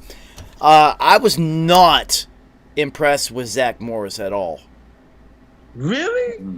Not like Uh-oh. even with the highlights, I was more impressed with preseason throws and plays. They seem What? yeah. I wasn't like I was like it seems a little bit like Are you kidding? First of all, he was under duress every single snap. It was a defensive end in his face every single snap. yeah. That's the And NFL. he still managed to come out with over 200 yards passing, 2 touchdowns. And you wasn't impressed? That pass to Denzel Mims was not impressive? I mean, 40 yards with a tackle right on his neck? like I said, nice. I didn't watch the whole game. Oh, okay. I'm only Oh, getting like whatever the red zone channel would pull up oh, and no, show. no. So I literally only got to see the important time. Oh, nah. Red zone. I was just like, boy, he's not really performing well today. Those were the least impressive passes. That's what I'm saying. I only got to see it on the red zone channel because I literally was watching 3 other games at once, and that wasn't one of them. Yeah. Because I knew you were going to watch it, so you could tell me everything that happened. Yeah, man. All right, he was under duress so much, his sleeve was ripped. Like he had the arm sleeve was ripped. This is how much they was tearing him apart. Well, he was wearing too much clothes. He was wearing too much. Yeah, he had all How's he them. doing? He had all them wristbands on and whatnot. This ain't. Come on, man. What you I doing? mean, they were all gone. This ain't baseball. Yeah, you're not Steph Curry. Come on. Yeah, come on, man. They were all gone after the Yo, game. nice. He was- Earl Campbell would have played with that ripped jersey. He would have. He would have. No, but For this sure. is what I'm saying. This is why you gotta love Zach. Zach got tortured and he was still playing, being tortured, and still throwing strikes. I mean, Well- strikes after getting smacked. It was. Well, it what was- I saw on the wire was he gonna be even getting more smacked because Micah Becton's out. Micah Becton out 6 weeks. Nice. Yeah, out 6 weeks. Yeah. So Our offensive line, man. If we can give Zach some time, we'll be a problem. what's the That's defense all I- looking like? That's all I have to say. What's the that's all defense I- looking like? What's the defense though? What's the defense looking like? Nah, defense got it together. I mean, it's a Robert Saleh led team. I imagine the defense would be better than the offense. First half it wasn't looking good. Second half they got it together. They only held Carolina to 3 points in the second half. So they got it together, and that's how we made the comeback. We only lost by 5 points. You know, being that we was under so much pressure, Zach Wilson never had a clean pocket in the entire game. It was terrible. The offensive line was completely terrible. So he was not saved by the bell. No, he was not. No. All right, so on next week's episode of Saved by the Bell, we'll see if Zach and Kelly Kapowski can make up before the big game. Trust me, they buy him some time. That boy's gonna be lethal. I promise you that. But right now he's screeching. Yeah. He's doing a lot. Right now that offensive line is terrible. Yeah, AC Slater. What did I tell you, Carrie? AC Slater was not out there Sunday. Bayside never won when AC was sidelined. Ever. Yeah, they like I said, it's just a really bad thing. If our offensive line give him some time, him and Corey Davis, probably. Yeah, I had Corey Davis on my fantasy. He did well. 2 touchdowns, getting busy. To be expected. He got busy on my bench. I sat his ass. Elijah Moore got to step it up, and we need Keelan Cole, and we need Crowder back. What's your running game look like? Do you have one?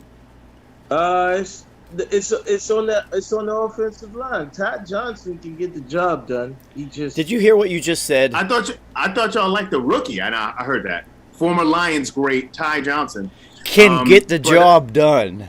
Can get the job done. He can get it done, man. It's just I thought y'all was high on the rookie though. I thought y'all loved that rookie cat. Yeah, no, he's good too, but we need a line. We got to get a line.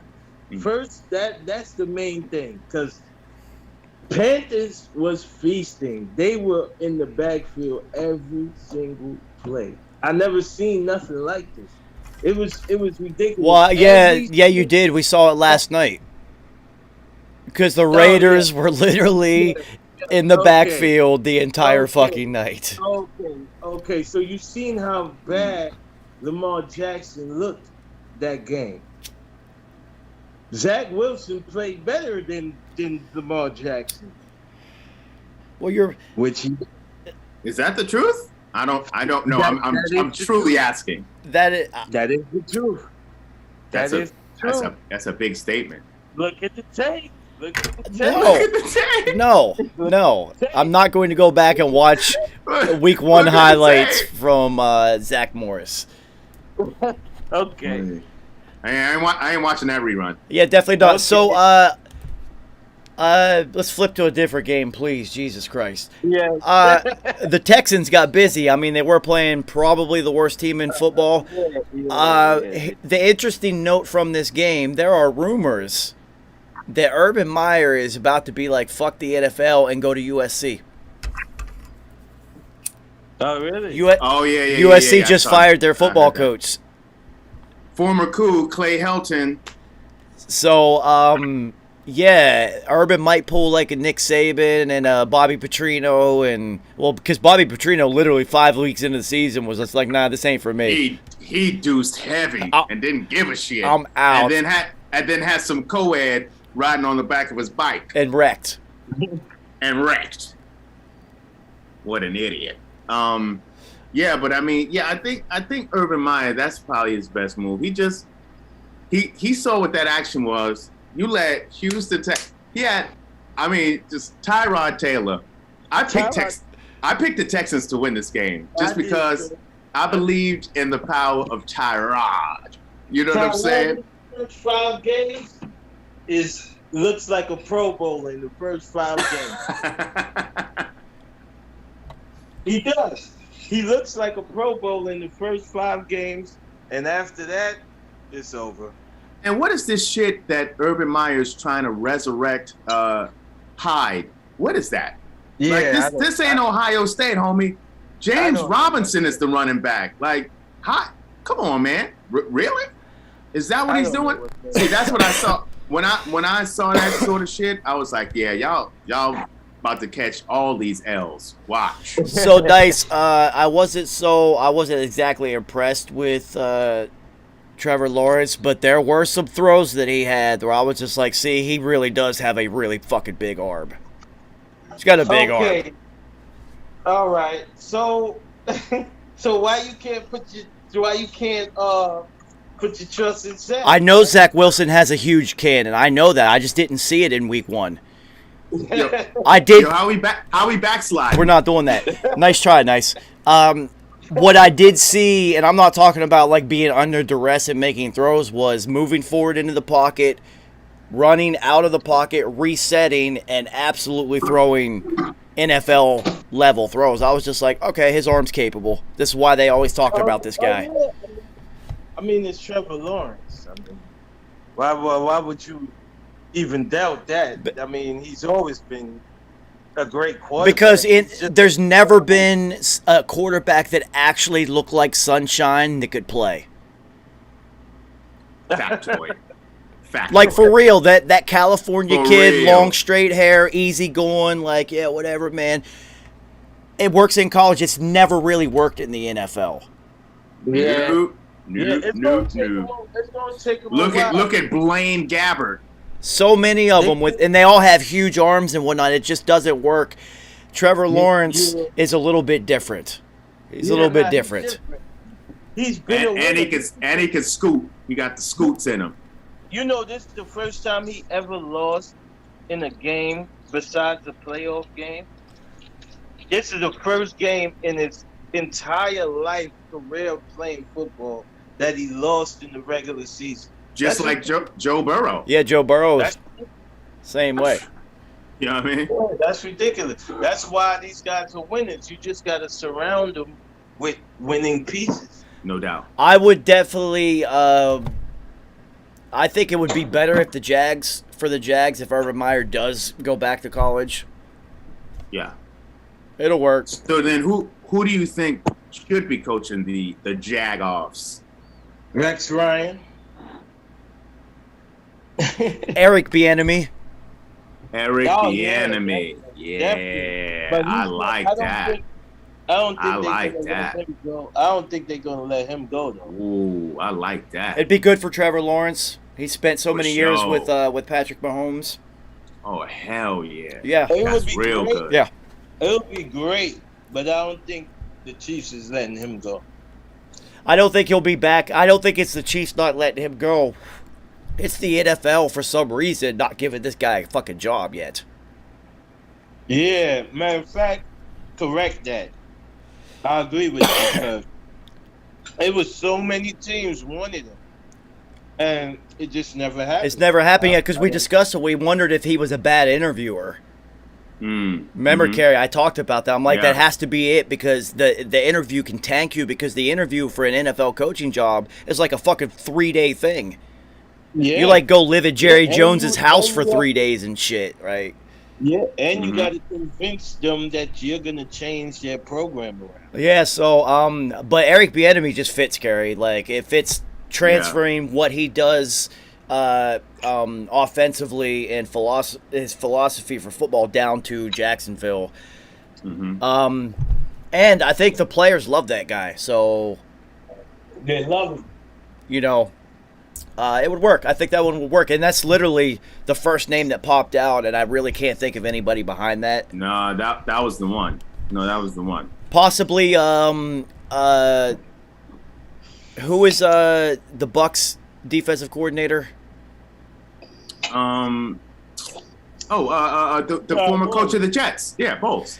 Trouble. Yeah, Todd Smoker Bowles, but you would want an offensive mindset around Trevor Lawrence. So, I like Bieniemy. Bieniemy That is was like, sleeping with Bieniemy. yeah, oh, nice, very well done.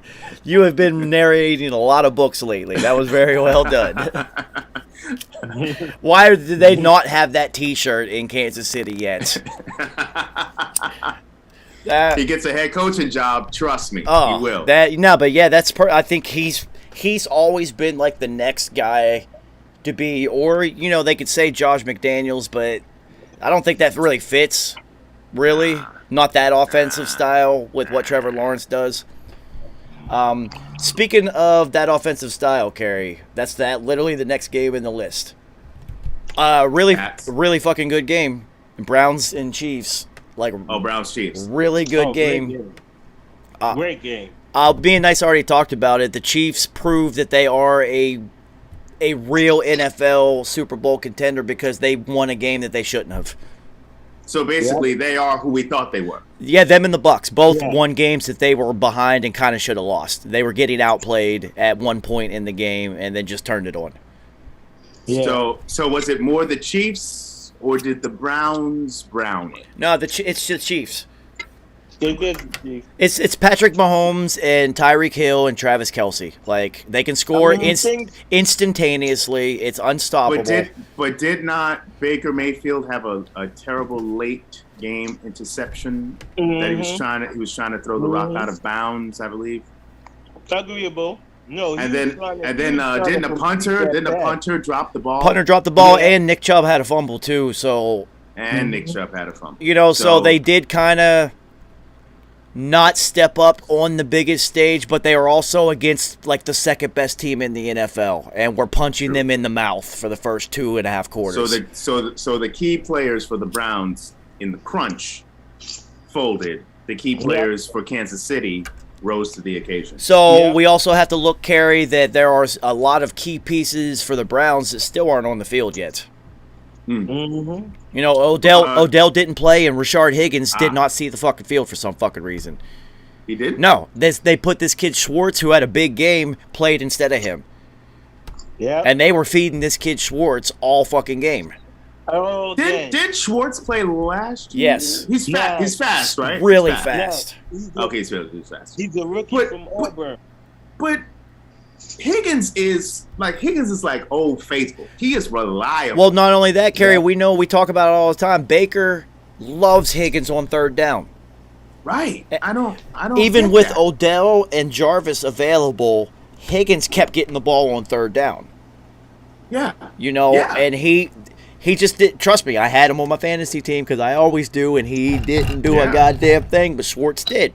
Which Donovan Peoples-Jones also was on the field a lot. So the Browns played really well.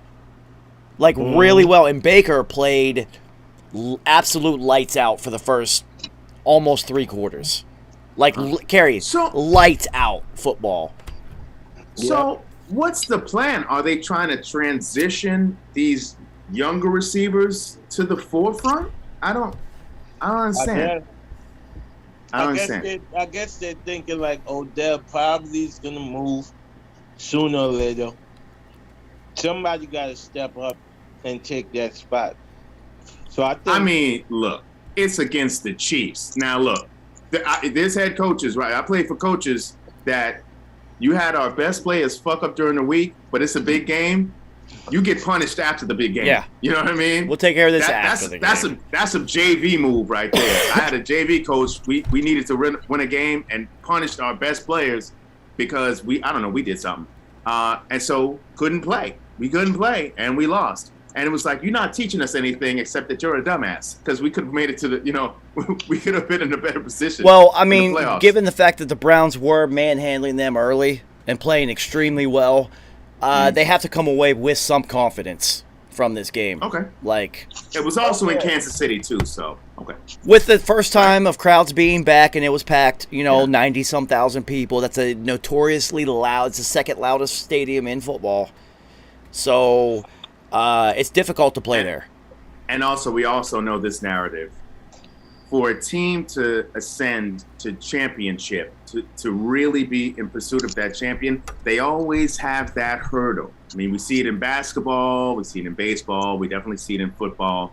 So I believe for the Browns, it's going to be the Chiefs. It's going to be the Chiefs. It's going to be the Chiefs. Yeah. So, Kerry, an interesting stat about the Chiefs, and I talked to Nice about this earlier, and it's the math lines up every single time. In the Chiefs' wins, they average 32 points a game. In their losses, it's 29.2. That's insane. So you have to, at minimum, put up 30 to have a shot at them. The average to beat them is above 32 points. The Browns put up 29 and they lost. That's crazy. So in order to beat them in this game, they had to go above 33, which is right on the math every time with the Chiefs. If you can you have to put up like 35 on them to beat them. Unless there's an outlier like the Bucs absolutely dominating them on defense and not allowing them to score. Right. But historically, since Patrick Mahomes has been in the league, 29.2 points in losses they put up. Yep. That's crazy. So if you look at like I don't know those baseball stats, they got WAR, wins above replacement, and all that other bullshit. Think about how many points Alex Smith scored. Was routinely like between 13 and 17. Yeah. My man P. Mahomes doubled that and then some. Yeah. That's crazy. So, I mean, you have to. It's like when the Patriots were at full offensive juggernaut status. You had to put up like 40 to even have a shot or have a remarkable defensive output, which the Giants were the only ones able to do it. Yeah. Like literally they steamrolled everybody for a few years. Yep. Yeah. And true. especially the undefeated season where they were trying to prove. They were blowing everybody out. It was sick. I mean, there were NFL games where they put up 60 points. Like, it was sick. That's retarded. Yeah. Like they was putting up points to make sure that the polls didn't fuck them over, like it was college football. Yeah. They really came out to prove a point that year. They were like, we are not pulling starters. We are going to blow everybody out, and they did. It was still the most impressive offensive output we've ever seen. Just like the Jimmy Johnson-led Cowboys. He was like, "Why would I stop blitzing? There's still time on the clock. They're still trying to score. Yeah, why would I stop?" Kerry, and Tom never, ever gives up snaps, even if they're up 60. You're not getting in the game. Why would you? You play to win the game. Hello. So, I mean, the Browns look good early. They look like they've improved over last year. Okay. So, they're going to make the playoffs. I don't question that. Especially with and we'll get to them because they were the Monday night game, but Baltimore just keeps getting hit by more injuries. So, I don't look for Baltimore. They're the injury hit team this season. They're not going to make the playoffs. Too many to overcome. They don't even have anybody to throw the ball to. It's retarded. So, speaking of not throwing the ball at all, 38-3. Thanks, Aaron Rodgers. Green Bay. Crab legs, eating those dubs. Thanks. You see I'm eating crab legs right now, man. Crab leg. Listen. I told you, my man Crab Legs was gonna rap. You know what I'm saying? Kerry, if New York allowed you to bet on sports futures and shit like that, I would totally bet on Jameis to hit 40 touchdowns and at least 4,000 yards. Yeah. Easy. That's a layup to him. I'm thinking 5 because he hit 5,000. Yeah, I'm thinking 5. He's gonna go. Yeah. He'll hit 5. Yeah, easy. He'll hit 5. Yeah. Yeah, man. I mean, if I told you my only concern with them was their defensive backfield. If they can have consistent defense, the Saints, told you them Saints. Well, I would also say not necessarily the Saints defensively, but boy, did the Packers just look horrible. I mean, first game jitters. Dude, it's literally, you can tell Aaron Rodgers was not in OTAs. He did not do any offseason work with anybody. He didn't do anything. And it's timing, and you know that. Dude, it looks so bad. You have to, as a quarterback, like Michael Strahan that season, he came back late. He didn't need it. He's been playing DN. He didn't need those snaps. As a quarterback, when it's your responsibility to get the rock to your skill players, that's timing. The timing of when a player gets double teamed, as you're going to see Devontae Adams get double teamed all year long, especially since they did not help him at all with another receiver. Randall Cobb. I mean, Randall Cobb. They better start playing this kid, Amari Rodgers. I'm telling you, they better start playing him and figuring how to get the rock to him because it's going to be a super long season if they don't. and then you lost Lindsley, which is huge, and not really talking about it. Bakhtiari's hurt, so I mean, I don't know what they think. And then Aaron Rodgers got a man bun. I mean, so in this case, he's opposite Samson. He needs to cut that shit. So Kerry, yeah, Tuesdays is Aaron Rodgers Tuesdays of the Pat McAfee show. I cannot confirm this, but I think Aaron Rodgers went vegan. It wouldn't surprise me. He looks awful thin right now, and you know what happens to NFL players that go vegan? They suck. Except for Tony Gonzalez. Tony Gonzalez went vegan, and he was still dominating. He's the only one I've seen do that. Look at all the rest of them, though. They've all had. Yeah. Look at Zeke. Zeke lost 30 pounds, and he looks horrible now. Yeah. Cam went vegan and lost all that weight, and it didn't work out, and he had to go back the other way. Like, you can't do it.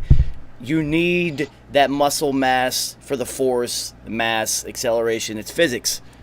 Justin Fields is vegan now too, so we gotta watch him. Man, like I said, like you said, in practice, Cam, it was a whole lot of nonsense circling. He's engaged now to Shailene Woodley. That definitely changed his life. He's got a man bun, like you said. Yeah, it's like a lot going on in his life, And ultimately, you could say fences have been mended. He's already checked out. Yeah, you can see it. He's checked out. Done. So I think he just wanted Randall Cobb there to have one of his homies there, just to like kick it and talk to be in the locker room with. I mean, because other than that, I mean, you can't tell me it's gonna be Randall Cobb circa 2008, 2009. So Kerry, let me ask you something nice. Because I was thinking about this. This is like a real sports show question here. Say the Packers stumble early, which looks like it might happen. Do they go ahead and trade Aaron Rodgers mid-season? No. To who? I wouldn't do it. Washington? Aaron Rodgers is still something. Washington won't bite on that. I don't believe that. I don't believe they would. What if the Packers are like, fuck it, and make the Deshaun Watson swig?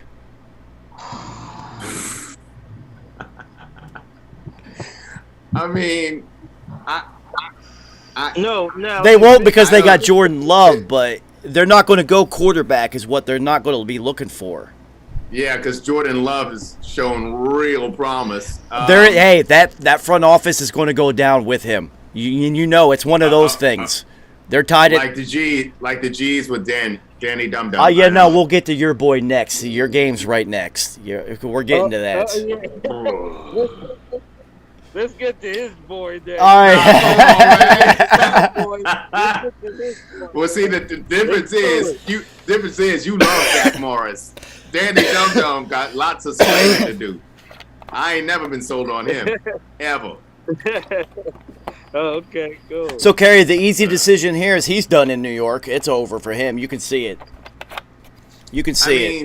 I don't care. He's not the guy. He's not going to be. He's not. He's not going to take that leap that's necessary for you to win games consistently in the NFL and lead a team. And boy, does he fumble a lot. Yeah. That guy fumbles more than anybody in the NFL. I was like, does he have the tiniest hands on earth? Like, for real? What? Does he? Did we talk about that? He got butter on his. He must have the tiniest hands in the world. Because what? How? How every single game though? Every single game? Is Ryan? Every single game, dog. Since he's been in the league. He's Ryan Reynolds from Deadpool when he got his arms cut off and he got the little baby hands growing out. Word. What is his deal, man? That shit is unruly. Yeah, no, and nice. You know what the crazy thing is he leads the league in fumbles since he's been in the league by a lot. By a lot. Like, it's his job. Nice. I'm talking if a running back has like 3 fumbles in a season, you had a rough season. It was like, damn, man, they can't trust you. This guy has like 12 a season average. It's a lot. In this instance, we need a Doc Rivers. When they asked Doc Rivers right after the playoff game, can you win with Ben Simmons? And Doc was like, I mean, not with that, not with how he's doing right now. Yo, he's totally the NFL Ben Simmons right now. We keep giving this, but they keep giving him confidence. Wow, what do you see? What is it that you are seeing? So I know he doesn't get hit in practice, so I guess he doesn't fumble in practice. I watched that game. It was bad. So the question I have, Kerry, and this is the only thing I can really think of, because if you look at his fumble scenarios, there's a lot of fumbles. Not when he's like this and the arm is chopped. It's not like that. It's like when he's moving around and he's holding the ball with two hands. He must have really weak hands because he's holding it with two and it comes out a lot. Easily, too. Yeah. Easily. I just don't get it. Straight up. And they talk about how great an athlete he was. He played basketball, all that. I don't see it. I don't see it, dog. You know, even okay, so instead of just eviscerating this cat, even when he does something positive, like changing the protections when the blitz, to pick up the blitz and all that, giving himself more time behind a weak offensive line. We all know this. He still misses open receivers. Yeah, he's terrible. So what's the excuse there? He's terrible. Like, this is it's very rare that you see nepotism in the NFL because it's always about winning and the field, the output on the field. But this is nepotism. Because the Cutcliffe and all that Cutcliffe bullshit. and the Mannings and all that. This is how that happened. That's stupid. It is and stupid. Also, they also picked up long neck, so he's not looking over his shoulder. He has no pressure. Well, he doesn't have to. He has to look up because his neck is so long. Right. I mean, but like, if it comes to the point where, I mean, because there were whispers when we had Colt McCoy, like, hey, Colt played all right. He played all right. Like, let's get Colt in there. What did the G's do? Get Colt right the hell up out of there and get long neck. So Kerry, we've seen, this is the only time, like, full nepotism it happens with the Mannings. Adam Gase got a head coaching job because Peyton Manning made a phone call. You think that Danny Dum Dum didn't get drafted because Peyton and Eli didn't make a phone call? Eli went right into the Rooney's office or the Moore's office like, hey, listen, man, this has to happen. Eli, I know. Look, Eli, I know he came to your camp and all that, and he looks up to you, but you gotta roast him like you roast your brother, and be like, listen, little hands, you need to get the hell up out of here, man. So what's the biggest story from this game? Let me see. It's the fact that Jay-Z is going to end up buying the Broncos. That's the biggest story from this game to me. Absolutely. It was between Jay-Z and Jeff Bezos. Yeah, I think they're going to team up. They're just going to say fuck it and team up. Smart. Which makes sense. Which is hilarious. So knowing Jay-Z, this is exactly how he's going to play this. Jeff Bezos is like the world's richest man. He gonna pay for all that. Jay-Z gets to put his name on it, have all that, be like the, bring people in, celebrities. They're gonna have Rockaware gloves, all that shit. So Jay-Z once again is going to come up without having to actually put up too much because you're teaming up with somebody who doesn't need a single penny from you at all. Yep. What? How much? That's how you do it. How much is this team worth? $3 billion. Yeah.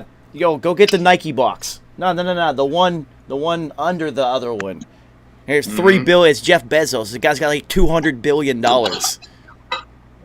So you're gonna have Von Miller, who is still the face of that franchise, as a representative for any merchandise that you want out there. You got Teddy Two Gloves. I mean, he's not much of a pitch man. So it's gonna be Von Miller. No, maybe Simmons. I'll tell you what. I bet you Deshaun Watson ends up in Denver. Now that would be ill. If that's a move, like if that's what they're doing, now that's a move. I bet you see Jay-Z can use his now political law arm that he's now been wielding the past few years to help Deshaun Watson out, both legally and allow the political side to have its influence, right? We know how this works. Bezos has all the money on the planet, literally. He's Dr. Evil at this point, so you can pay for whatever. Jay-Z also has just invested in multiple, like, cannabis brands and whatnot. Hey, Denver, Colorado, What a better place to launch than Denver, right?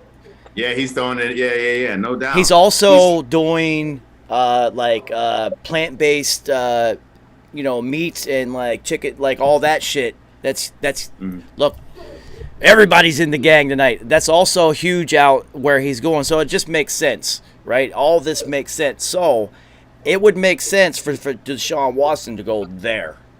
Of any place, it would be with Jay-Z there.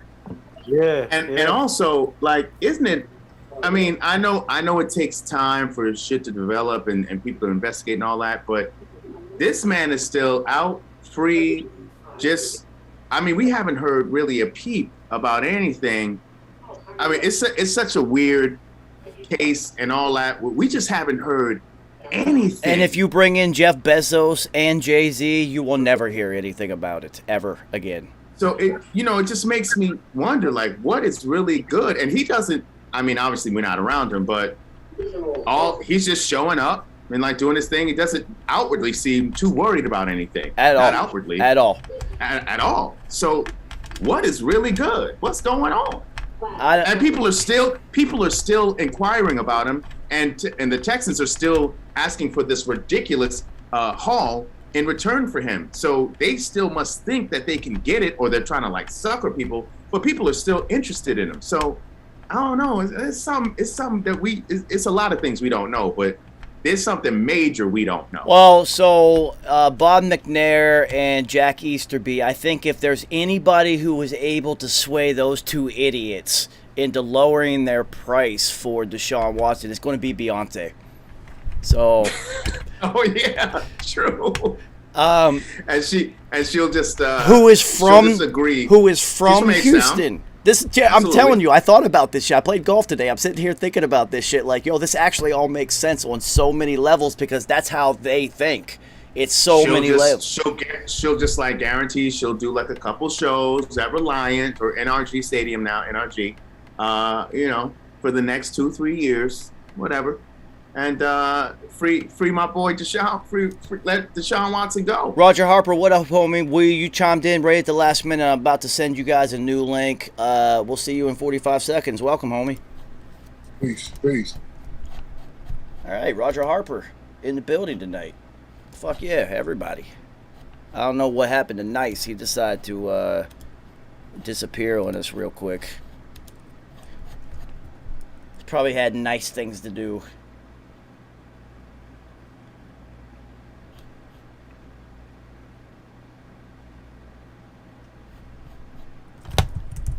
The gang is all here. I love it.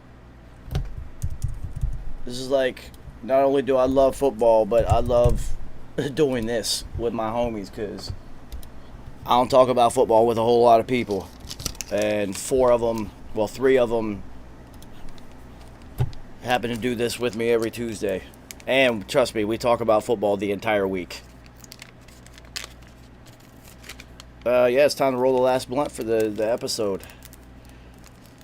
Wiz, what up, homie?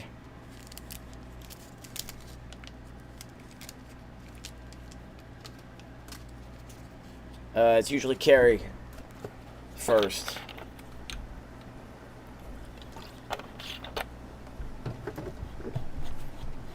I forget I gotta keep score of this.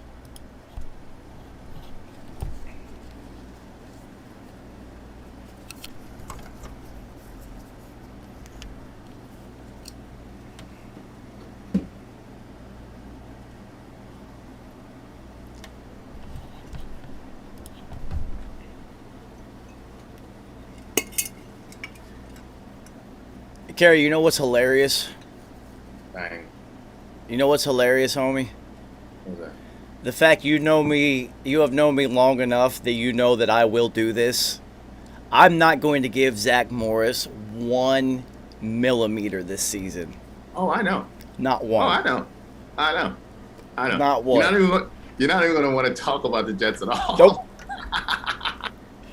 Nope. It's hilarious. Yeah, I will stick to it the whole season because I see the look of optimism and hope on Nice's face is too much. I know. I have to crush it. It's too much fun. And also, we know way too damn much about Saved by the Bell. That's hilarious. Yeah, like I'm going. That's from our generation. Are you kidding me? After all these years, that's hilarious. I am going to destroy him with that. Oh man. I gotta get nice a Screech Hawaiian shirt. Oh man. And Screech. Okay. First of all, is that dude still alive? No. Or did he died, right? Dustin Diamond is dead. Okay. Yeah, he is. Yeah. He had such an odd life. Like he had the Screech thing. Like after that shit ended, then he couldn't break into anything else. Then he did a weird porno. Then he was supposed to go to jail, and then he just ended up dead. I don't know. What a life. He made a track for Gray Matter. It's that one. He made a track for Gray Matter. Yo, so yeah, how do you fucking break away from being Screech? True. Well, listen. I mean, he's not Harrison. He's not. Urkel had to do it. Urkel had to do it. He's not Harrison Ford. He can't break out from true. being typecast that hard. True. So the only thing he could have done is like go into, and he was way. Urkel could have done it. Just like just do like gangster roles from there on out. Yeah, I mean, he actually did. Urkel actually did start doing some other roles, and now he got his weed company. And he's really popping now. Yeah, I mean that purple Urkel. Yeah, he got the purple Urkel. Perfect. That's dope. Shit already existed. It was already called that before he did it, so it just just makes sense. No, he's killing it. So yeah, interesting. The whole Broncos, it's so multi-layered. I will be watching to see how. I don't care about. I fucking hate that team. I always have. Tom Brady always played terrible in Denver, so I fucking hate them. So I will be interested to see the ownership scenario out there, and then Jay-Z becomes owner with Bezos. Does John Elway stay at GM? Nope. Nope. Because he's been horrific at picking quarterbacks. Watch them give like Rich Porter the job.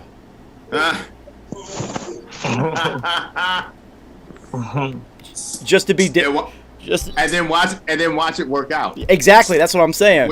Which I would love. Watch them be the ones to be like, now, okay, you've done so well at this. Let's see what you can do at GM, and then watch it work out. You know.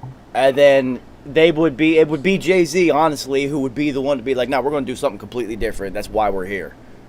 Yeah. And then, Bezos is going to be like, whatever. I'm going to space. I'm going to space. I'll be back. him and Elon. So, yeah, I'm telling you that, Kerry, I really thought about this shit. There's so many links to make it happen and why it makes sense that I hope it does, because Deshaun Watson needs to be out of there. I don't really see any other way for it to work except for that way. It's Beyonce. She's the X Factor. She's the X Factor. Not only is she from Houston, and she's Beyonce. She used to sing gospel and whatnot. She can work Jack Easterby's all the angles on him, because he's like he's all about Jesus and whatnot. So. Incredible. So, yeah, we don't want to talk any more about the Giants because you guys look terrible, Kerry. I don't. Sterling Shepard looked pretty good. Good for him. Good for him. I heard he moisturizes. Good for him. Obviously I didn't watch the game, so I didn't see if Slayton did anything. Listen, dog, all you had to do was show me the score, and then there's nothing to talk about. On to week 2, or on to Thursday. All right, on to the next game, which, there is a legitimate contender for the Bucs brewing out west. The Rams are for real. Matthew Stafford being Matthew Stafford on a real team is dangerous. Listen, I caught some of those highlights. First of all, his arm is grade A certified. We already know that, but now we get to see it with multiple weapons and not just a Megatron, not just like a one person that he has to go to all the time. Yo, I mean, when you drop dimes and your defense is on the sideline like, oh shit, and they see you all the time and they're still amazed at what you do in the game, listen, that team is like this. And you see how hard they play on D? Jalen Ramsey was trying to make every single tackle out there. Yeah, he almost did. You know what I'm saying? And you also have that monster, Aaron Donald. And those other cats are gonna just fall right in line. Yeah, so it's going to be it's going to be them and the Bucks in the NFC title game. Yeah, I watched some of that game, and he was real confident, and I was very impressed. I mean, he was throwing dimes like you said, Kerry, and I mean, he had a little swag to him too. He always has. He always has because he knows. But he got a different walk to him. He's always known how good he is. Right. We've always known how good he is because we watch football, and when you see the ball come out of his hand, you're just like, "Oh, that was different." Jesus, that guy has a real arm. And so he doesn't have to wait until the end of the year to go to the Pro Bowl to play with other good players. Now he gets to play with them right now. So this cat is loving coming to work. I know that like early season pick was for the Bucks to go to the Super Bowl and repeat, but if there's any team that is going to beat, it's going to be them because not only are they talented, they are. Mm-hmm. They're together right now, and they are together. You can together. You can see it. Especially that defense. Yeah. Well, I mean, it's rare that you see like a defense cheering on an offense and shit. They're usually like sitting on the bench, like going through the tablet and shit. The only person they would look at on offense is when they had Gurley. That's it. They weren't doing this for golf.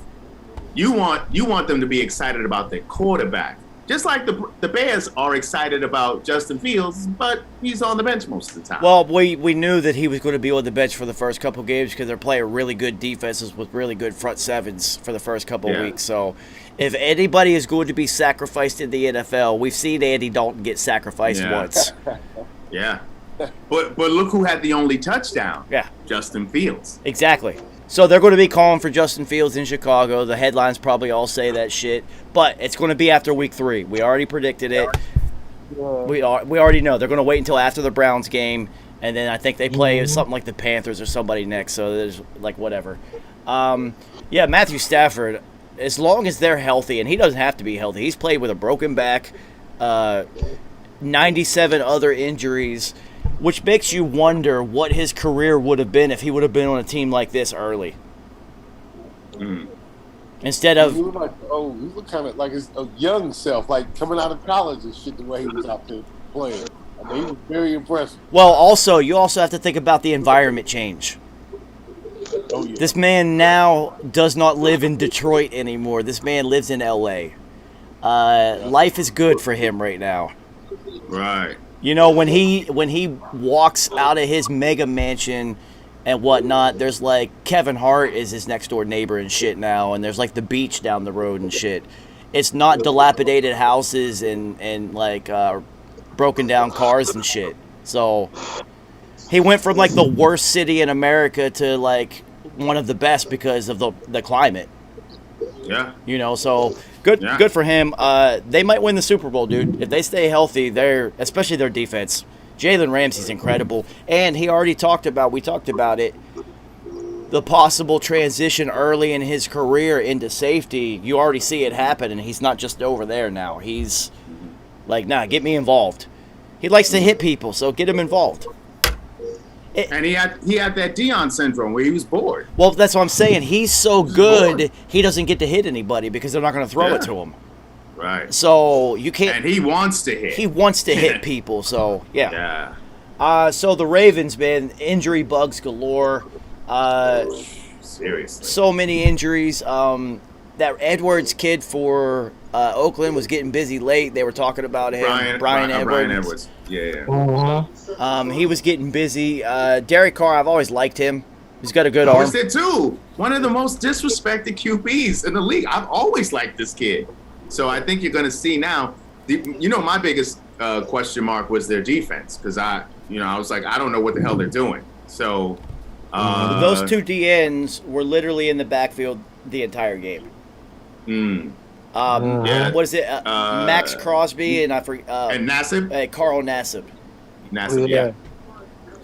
So what happened? Didn't they sign Ngakoue? Yeah, no, he played. He got busy, but those other, I'm telling you, those two dudes were literally Yeah. in the backfield. They were literally in the backfield every play. Kerry, the entire game, it was those two in the backfield. That's crazy. They were in the backfield more than Baltimore's running backs, literally. Especially Crosby. Yeah. I don't know what got into him, but But Baltimore generally has they historically have good lines. So what's the weakness? I just think that those two, I'm telling you, Max Crosby played so well that it was just like, okay, he's better than everybody today. They can't stop him. Well, because Vegas finally had people in the stands because they ain't have people in that stadium last time. So I'm sure it was turn up city. I'm sure them people in the stands was lit too. 100%. And you got to remember, they got the club in the end zone. It was like, that's what I'm saying. It was rocking. Yeah. And, what an exciting game to win on a walk-off touchdown. It was basically like a walk-off home run because the defender, Marlon Humphrey, just stopped running because he knew he was beat. He just gave up. It was like game over. Yeah. Bam. Right into he basically should have just ran into the club. If I was him, I would have ran into the club to the DJ booth and got on the mic. Word. Had his chain, pop his chain out. All of that. Zay Jones missed an opportunity to really, really have a viral moment. That's funny. But all stories coming out of campus, he's the literally first guy into practice. Whenever Derek Carr wants to throw, he's the first one that shows up. So he's not running into the club. He works too hard. But Henry Ruggs would have ran into the club. That's for sure. So he's trying to change the narrative of him from when he got drafted by Buffalo, and it didn't really work out there. Yeah, nah. Good for him. Good for him. Hard worker. I like matured and whatnot. So, all right. So, best performance from week 1. Deebo Samuel. Oh, man, I wanted to draft Deebo Samuel in every league. I just couldn't get to him. I mean, it's in the name. It's in the name. You know what I'm saying? Deebo, son. He almost had 200 yards out the gate. Yeah. With Garoppolo. You know what I mean? Yeah. That's whew.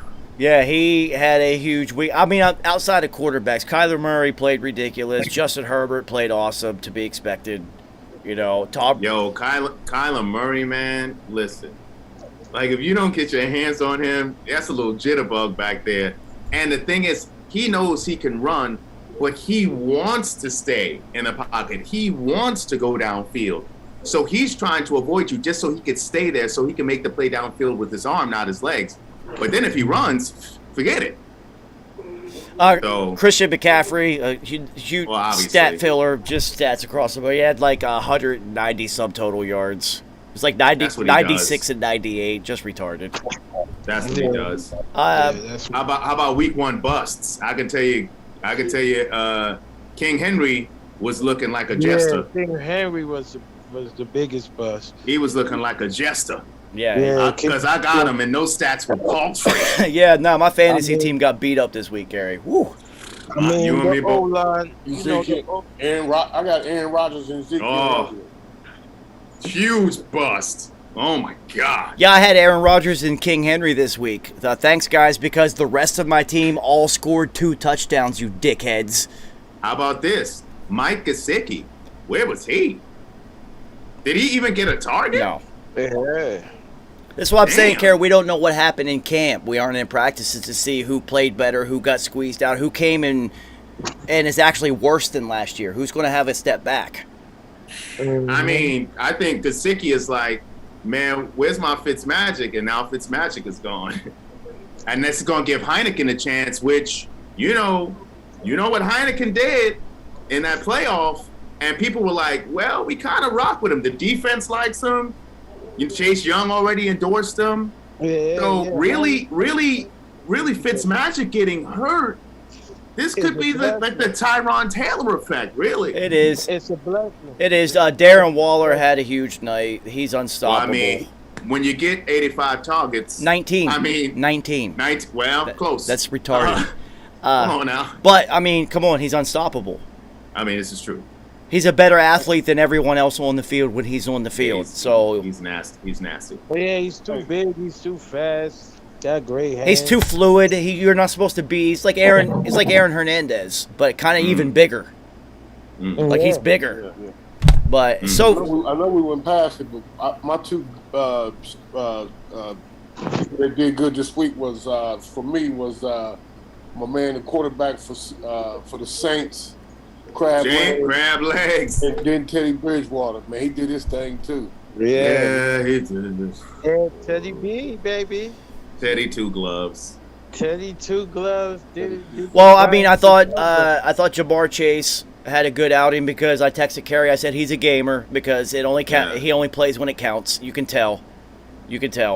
Oh, and hold the fuck up. How we missed this? Chandler Jones with 5 sacks out the gate? Chandler Jones, 5 sacks is retarded. 1, 2, 3, 4, 5th? Oh. What? He had such a dominant game that Taylor Lewan actually had to go onto social media and explain, yeah, I got absolutely destroyed today. He had to. He had some explaining to do. You had to because you're supposed to be one of the crazy. best linemen in the NFL, and Chandler Jones got you for 5. Just coming off an ACL, too. That offensive line was just terrible. Yo. It was just terrible, man. I mean, it's the first game, jitters. Oh, shit. I didn't see that Tyreek had 197 yards. We sure did. Yeah. Right behind Debo by 1. Yep. Yeah. Debo was unstoppable. They couldn't do anything. They could not stop him. He's going to have a huge year because Jimmy G doesn't push the ball down the field. He'll get it to him and just let him do what he does.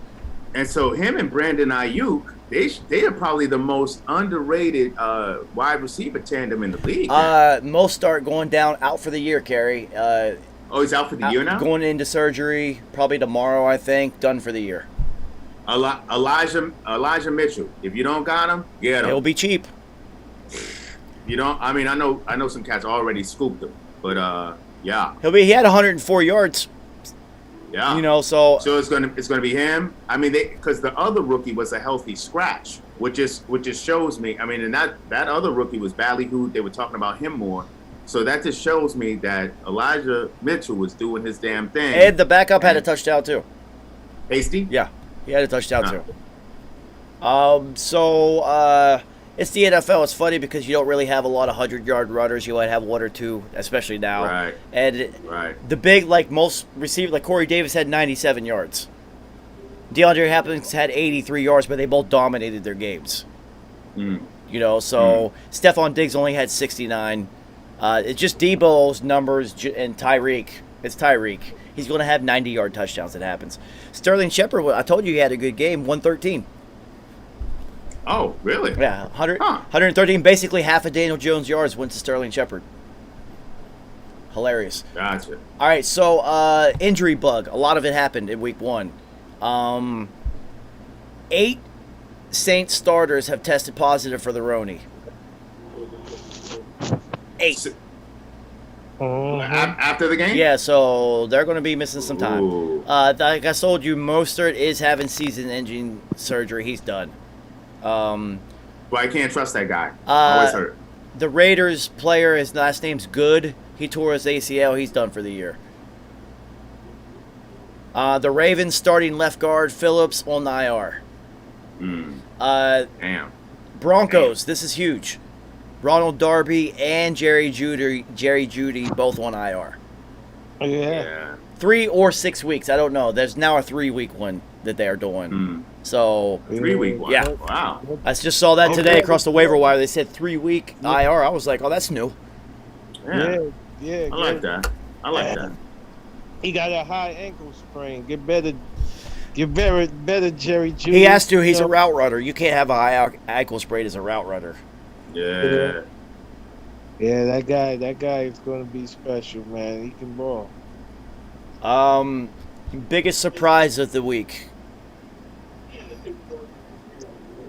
The Packers absolutely getting destroyed. Like, destroyed. They got destroyed. The Cardinals destroying Tennessee as well. Yeah, both of them because we talked about the whole offseason about the Titans being the most physical team in football, and they got just beat. And I got to say, Pittsburgh beating the Bills, in Buffalo at that, Yeah, I didn't see that. I didn't see that. I didn't see it coming, but it's not as surprising as the Packers It's not as put it up. Oh, not as surprising. Put it up 3 points. They put up 3 fucking Right. points with Aaron Rodgers. True. 3 points. That's incredibly terrible. Yeah. It was the worst performance of his professional football What is it? career Wow. by far. Wow. By far. So horrible. But on the positive side, Jameis Winston, I don't know if I'm surprised. I kind of expected this, honestly. Me too. Me too. Me too. I mean, you see what that arm do. Like, people forget. I don't know. I guess they forget.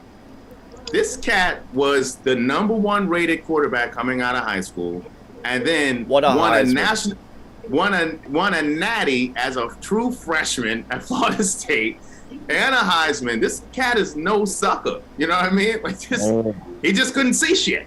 You know what I mean? And he needed some more seasoning for them crab legs. Well, I mean, Kerry, like, so the reason that people forget is the opposite. You know, it's the black quarterback stigma that still exists, to where it's athlete first, that he's not a pocket bat. Jameis Winston is not an athlete. He's not running for shit, except for crab legs. Exactly. He's like He's chucking you it. didn't have to worry about Byron Leftwich running on you. If his knock was just that his windup was too damn long. Way too slow. But yeah, it was too slow. But shit, he was a gamer too. Yeah.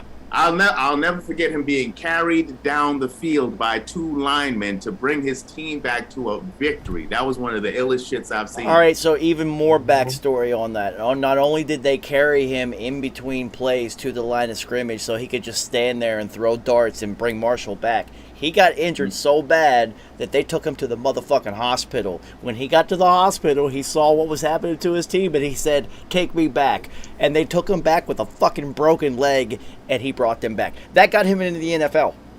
Mm-hmm. Literally, it got him into the NFL. It was incredible. Yeah. They were literally carrying him. Here, stand here. We'll block for you. Next play. Yeah. And they did not let him get touched. Not once. That's the quickest his release has ever been. Why didn't he? Yeah. Why didn't he stick with that? He was motivated by a broken damn leg. Yeah. And it's true though. He never had a quick release like that ever again. Yeah. Yeah. It's crazy. It was one of the illest things I've ever Yo, seen. that might have ruined him. He might have been like, "Yo, man, I did that on a broken leg. I can just chill back here now. I'll throw this. I'll just throw it from the hip." Word. That's crazy. That's big. Yeah, that's big man. for the Broncos, though. Yeah. Well, both sides. Darby's like one of the best slot quarters in the NFL, so that's huge. That's huge. And they expected, since they picked him up, for him to do more than just that. And I heard Jeff Okudah, first round draft pick for the Lions at corner. He's done for he's Achilles, I believe. Oh well, yeah. You don't come back from that one. Yeah. So he's done. All right, so let's look ahead. Because it's good. Now we know kind of. Well, we don't really know, but we kind of have an idea what some teams. Some of them, like the Titans, aren't going to do that all season. Right. You know, the Packers aren't going to right. do that. They're not putting up 3 points all season. It's like, let's be realistic. So, I expect the Giants defense to play better. I mean, some of these defenses didn't stay on the field throughout the whole preseason, so they got winded, especially when your offense can't convert third downs and you're on there for 20-minute drives, so you're gonna get gassed. But yeah, you've seen that in the Ravens game. A lot of plays was given up because they was tired. yeah, so Thursday night, Giants at Red Wolves. right. I'm mean, going with the Red Wolves. I know you are. Yo, crack I mean, open a Heineke. Yeah. Let's go for the Red Wolves. There's no reason to pick the G's right now. None. None. Yeah. Yeah, there's absolutely no reason to pick them right now, especially with Washington's strength being their front four. And they're going to rally around Heineken because they love that kid. So, yeah. Yeah, crack open a Heineke on Thursday night. There's no reason that the Red Wolves shouldn't get a sponsorship deal from Heineken if he's the quarterback for the rest of the season. Come on, it's just Absolutely. these two things. And all we'd have to say, easy. He's in his Red Wolves jersey. He cracks it open and he says, "Need I say more?" Yeah, exactly. That's it. That's the spot. Done. Yeah, Pay me. doesn't even have to be able to act. Just play know football what I mean? and keep your last name what it is. So, That's Cincinnati at Chicago. Cincinnati pulled one out in week one. They did. Having Jamar Chase, now that they know he's a gamer, now you got Higgins and Chase who are both going to beast because they're both exactly the same receiver. And apparently, and their tight end. The tight end was getting busy. I can't. Yeah, something like that. I can't say his name. Yeah. But the last play where Burrow hit the tight end for the tight end to go down and set up. Yeah. Uzma. Burrow audibled into that and called that number. Nice. So. And the running back, what's his name? Joe Mixon. Didn't he get like almost 30 carries? Yeah. Yeah, for 100 and like a lot of yards. So he's gonna be when he's getting the carries like that, taking the pressure off of Joey Boyband. You know what I'm saying? Yo, Joey, you know what I mean? Like it's looking like, and then you got those two outside receivers. Yeah, it's looking good for them. So since the Bears are going to be dumb enough to start Andy Dalton and keep him in most of the game, I'm going with the Bengals. Yeah, absolutely. Yeah. Bengals. Yeah, 100% on that one.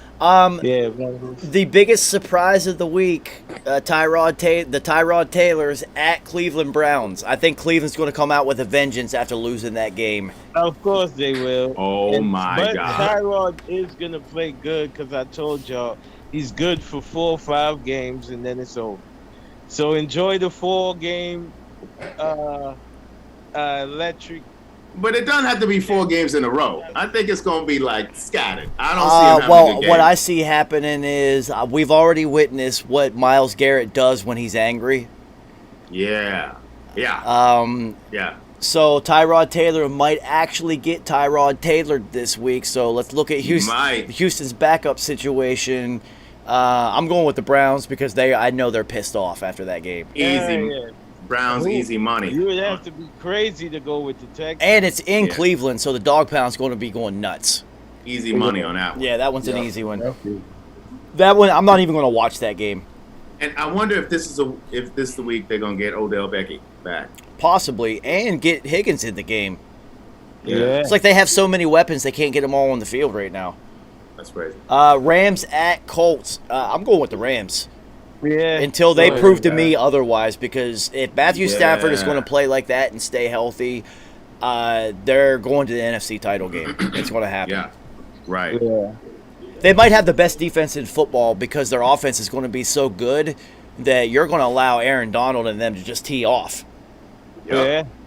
You know? And they're just going to pin their ears back. And Ramsey is that guy. Yeah, and he's the best corner in football by far. So it looks like he's the only one who can threaten Aaron Donald right now for defensive player of the year. Exactly. The way that defense is set up. Well, right now Chandler Jones is on pace for obviously 100 and something, like 105 sacks or something. That's ridiculous. Yeah, he's the man possessed right if he keeps that up, he's definitely winning Defensive Player of the Year. Oh, easy. He's going to break every sack record ever. So, I'm definitely going with the Rams on that one. They look absolutely unstoppable right now. And they're going into Lucas Oil, which means that Rams team gets to play on turf, indoors. Matthew Stafford is used to that. Forget about it. They're going to have a huge game. Just Cooper Kupp. Watch your ACL. That's all I'm going to say. Yeah, please. Buffalo at Miami. I think Buffalo's also going to come out pissed, but they have to go into the Miami humidity, which is never good for a Northeast team early in the season. Buffalo might start out 0-2, dude. I pick Buffalo over Miami. They're too good of a team. I'm picking Buffalo also. I'm just saying that they actually have a couple factors working against them, and I would not be surprised if they start out 0-2. Yeah, but they're gonna be pissed. I don't think they're gonna come out and play terrible. My concern is that I still don't know who the hell Miami is. I don't think they know who they are. On defense, I know who they are, but on offense, I don't know what that situation is. Tua is okay. He's average. He's average, but they have a lot of weapons to make him look good. I mean, Waddle, is a beast. Well, he needs to get it to Kasicki. That's all I know. Waddle is a beast. Conseggy's a beast. What's the other? Parker is a beast. Parker. Yeah, they got a lot of weapons. It's just weird. I don't like Tua's arm anywhere under 40 yards. Yeah, Right. exactly. I like his arm at all. He's oh my god, I don't I like his arm at all. He's got a great deep ball. I don't care. He's got a great deep ball, but I don't like. It's weird because it's like all he can do is hit the long ball. He can't do really anything else. Yeah. Yeah, I don't like Tua. All right, so I'm definitely going with Buffalo to right the ship. Our game of the week: 0-1 Patriots at the 0-1 Bayside Tigers. Come on, man. Come on, man. Don't disrespect Zach like that, man. Come on, man. Come on, man. Because I tell you this, if our O-line stand up, You see it? it's a problem for y'all. The Patriots got a problem on their hand if our O-line can stand up. Micah Well, Becton will not be standing up, so that's a huge problem for you. Right. That's Yeah. a fact. That's Our a fact. O-line is, oh my god. Well, I'll tell We you, might I'll tell we you, might have the worst O-line in football. I'm the only one who watched the Patriots game, and I will tell you, our defense did not look good at all, which is surprising. Right. That I watched the Patriots game also. It was surprising. I told you I was concerned that your corner was out. Yeah, Gilmore. Gilmore, yeah. If our offensive line could give us anything, we will have a shot. That's all I can say. We shall see. It will be fucking I'm hilarious. hearing a lot of ifs. Nice. I'm hearing a lot of ifs. Nah, I only said one if. If our O-line can give us a shot, we good.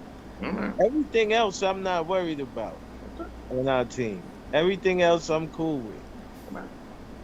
Our O-line is the worst in football right now. I mean, we right behind you could then. not stop anything, Carolina. But, and apparently so is Baltimore's. Yeah, and now their left guard's done too. So. Oh man, I'll join. I think we're worse than Baltimore, man. I mean, we could not stop anything Carolina threw at us. Anything. Well, it really sucks because your best lineman's also out. Nice. That's really going to hurt you over the next 6 weeks. Yes, it will. Yeah, like a lot. He was your best player on the field. Yeah, so. he was the best player. So You better hope your backup quarterback ready then. Yeah, I mean it's gonna be bad. All right, San Francisco at Philly. Interesting game because Philly. Ooh, it is. I'm going with San Francisco. Now remember what I said about Philly. They could be sneaky good if their defense said it. I would Slim Reaper, this guy. Now I'm more focused on Jalen Hurts because Jalen Hurts, in terms of making the progression, man. He's getting better. With those weapons he got, all he has to do is buy and sell some time. Yo, Nice. Why you don't give no quarterback in the NFL credit except Zach Morris? Every single quarterback, you say the same thing. He's surrounded by so many weapons. It's the NFL. They're all weapons. I mean, look, it is true. Look at the weapons. Who doesn't have weapons in the NFL right now? Like word. A lot. I mean, a few teams don't got weapons. A few. I mean, but like, come on, man. Like, I know everybody's got weapons, but like, you got to give Jalen Hurts. Everybody's got a weapon. You got to give Jalen Hurts credit. He looked really good. I am. I'm saying he just got to buy himself some time, and he's gonna reap the benefits. So the big question in this game is, what the hell's version of San Francisco's defense is going to show up? The real one or the one that showed up against Detroit? That's what I want to know. The real one is going to show up. No, because Nice, if that same defense shows up, they're going to lose at Philly. The real one is going to show up. You got to remember, like I said, some of these dudes didn't get preseason action.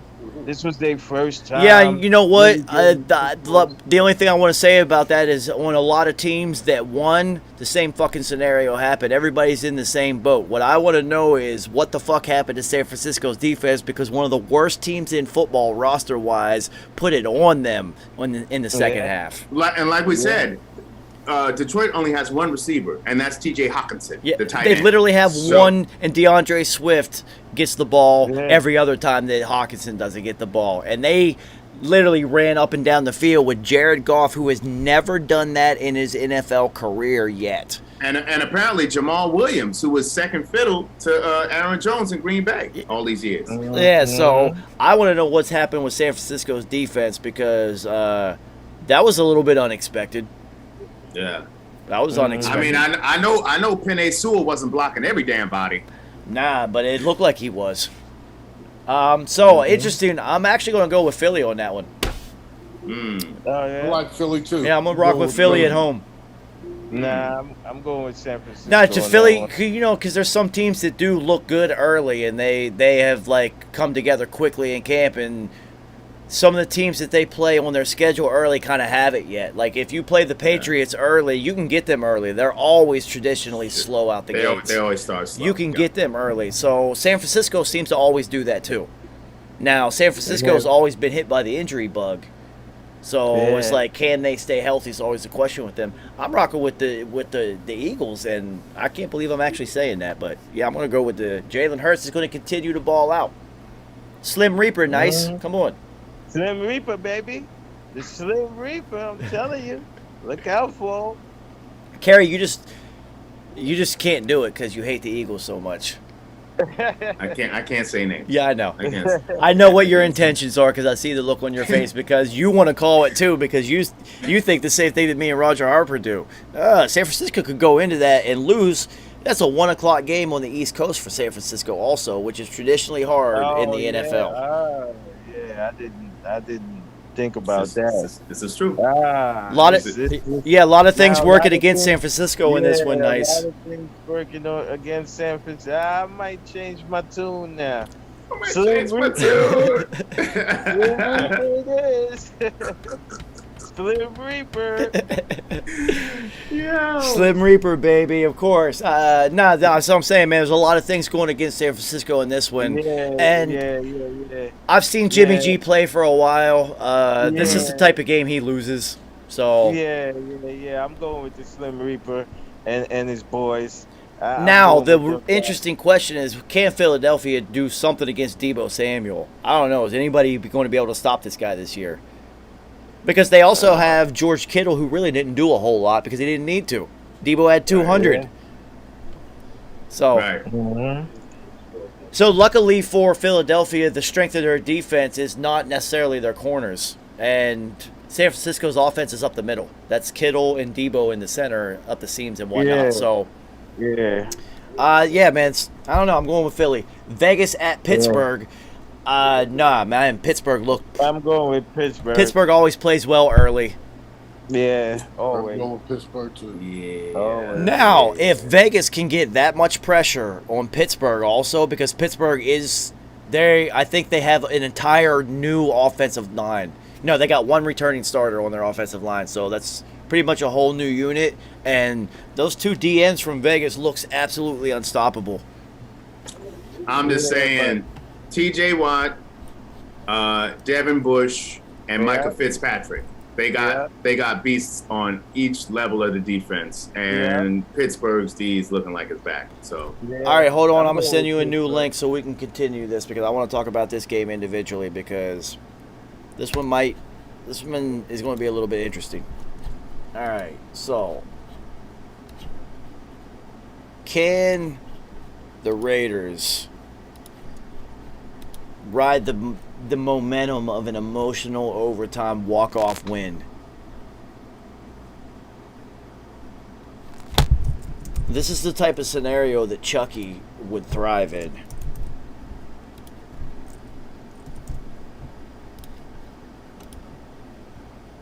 That's the question that I need to ask them. I don't think I got any more blunts left. This sucks.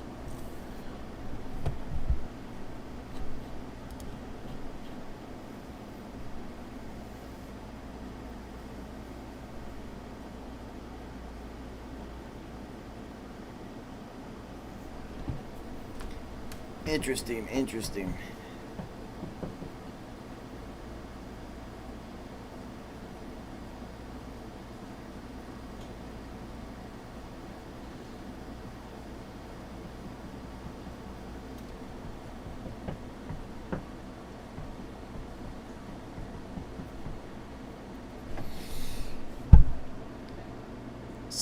going to be Carey first. Oh, Roger Harper with the quick draw. I was wrong.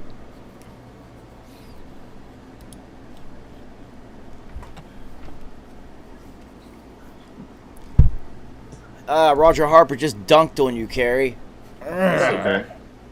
It's okay. I had some business to tend to. It's all good. Yo, so the question I wanted to ask you guys. Can Chucky rally the troops after an emotional walk-off overtime win like that and ride the momentum against a Pittsburgh team that we actually, we know the defense. It's teaching, like, we know what that is. We don't know what the back end of that defense is because the front end was so dominant, the back end didn't really have to do a whole lot. Mm-hmm. But we also don't really know what Pittsburgh's run game is. We could say the same for Las Vegas because they got Kenyon Drake. Did he even get any touches last night? Yeah, he did a couple. Josh Jacobs. Did he do anything with him? No, Josh Jacobs didn't do a whole lot, but he did have one touchdown run that was pretty dope. Okay. So that Raiders offense actually put me to sleep last night. I tried to watch it. It was just boring. I fell asleep and woke up and they won the game. Yeah. So it means it's no wonder why Waller got 19 targets. No, it was literally that's essentially the running game. Yeah, we're just going to throw it to this guy the entire game. Yeah. You know, and then it was interesting because late is when the game really took off, right? Mm. And that's when they opened up their offense and got Bryant involved, and Ruggs had a catch, and Hunter Renfrow had a catch up the sideline, and he turned into like 40 yards or something. So it's like once it got moving, their offense took off. It's really weird. So basically, like I said, Waller is also the running game. Yeah. And then once he starts getting to the outside, then the offense is, we start to see what it looks like. So I mean, if Raiders can't figure out how to run to it, especially on the road, then you got to give it to the home team. I look for a lot of sacks to happen in this game. Looks like sure. A lot of sacks. And I know Ben is slimmer than he's ever been, but also with that, he's not going to be as tough a tackle as he used to be. Exactly. So I would look for Pittsburgh for Deontay Johnson to continue to have huge gains because he gets to play as their third receiver, and it's just like that's an unfair matchup for most corners. He's too good to be a third receiver. So I'm still going with Pittsburgh. It's tough to win in Pittsburgh. It's really tough. It's traditionally is a very weird stadium to kick in. It always has been. So, and also name me one Raiders linebacker. You can't do it. And I expect Najee Harris to at least get some receptions in this game to make a difference. Yeah, we shall see. They didn't really use him effectively, but Pittsburgh has not used a run game effectively for about 2 seasons, so we don't know what's going on. I look him to be more effective in the pass game. All right, New Orleans at Carolina. Let's go Crab Legs. Hell yeah. Crab Legs for sure. Yeah. Crab Legs for sure. I look for defense look good too. Defense looked good. They'll probably be able to do something with. You can't really stop Christian McCaffrey. He is almost their whole. He's at least the engine. CMC in the place to be. It's kind of like really their quarterback, because just like you kind of go through him for the entire offense. But I am going to be looking for Terrence Marshall Jr. to get his first NFL touchdown this game. I'm still going to rock with Crab Legs though. Latimer's out the game too with a hand injury possible. Who? Latimer. Oh, hell yeah. Terrence Marshall Jr. is going to eat this game. What is it, DJ Moore? Is that the guy down in Carolina? He's probably DJ Moore is, but I'm telling you, after CMC and DJ Moore, Terrence Marshall Jr., who is, 6'3", 6'4", 2, yeah. He got like 5-6 targets. He's going to eat this game. Well, I mean, this is a pass-happy NFL, so the third receiver is always very active on every roster. Extremely, because especially since you get to operate in the middle of the field usually. You're not on the outside. Well, they have him on the outside beating people up. Well, he should be. He's so tall. But I'm just saying, So now that moves Robbie Anderson more to the inside, and he's still got speed. So Yeah, that's what I'm saying. It's interesting. Your lesser receivers end up getting like having 2 touchdown games all the time because it's always matchup issues with whoever slot corner or whatnot or safety has to cover this guy. absolutely. If you have somebody like Robbie Anderson, he's too fast. He's gonna blow by people, right? Yep. So Denver at Jacksonville. Denver. Do we even have to talk about this game? Nah, Denver all day. Well, I mean, fucking Carlos Hyde, son. Come on, man. Over James Robinson. The only thing they got going for him is that it's in Jacksonville and it's going to be hot as fuck, and Denver's not used to that shit. It's going to be swampy. Well, I will say this: Marvin Jones had a nice first game. I just saw stat-wise. Yeah. So I mean, again, they don't have a bad receiving core. No, they don't, but they down just there. have a bad everything else. Yeah. Like Yeah. everything else. And Denver, they already won in week 1. And- This is a no-brainer. I don't care. And you know what? Like, you start to wonder, like a player as talented as Miles Jack, who gets stuck, like he is the last holdover from that defense that could have gone to the Super Bowl. Yeah. And it's just like, I don't know, like, is he still good? No. Is he just in a bad situation? Yes. And can't get out? And is he still a good player? I mean, because he should be racking up like 15 tackles a game at least. I mean, something. He's got to be the player to make a difference on that team because they don't have. It's like they don't have any pride. They don't have. Well, they don't have anyone else. So even if you're him, your offense can literally just target its blocking scheme to him. Let's just stop this guy. We'll worry about who cares about everyone else. So he's just getting swallowed up. Yeah. Yeah, and he's not like in a position to be like Aaron Donald who could just eat up 3 people. Yeah, whatever. For sure. And they don't have that. They don't have that. So, yeah, Denver. Denver's going to start out 2-0. They traditionally do start out well early and then fade off as always. So we'll see if that happens. And Teddy Two Gloves always finds a way to be successful everywhere he goes. Always.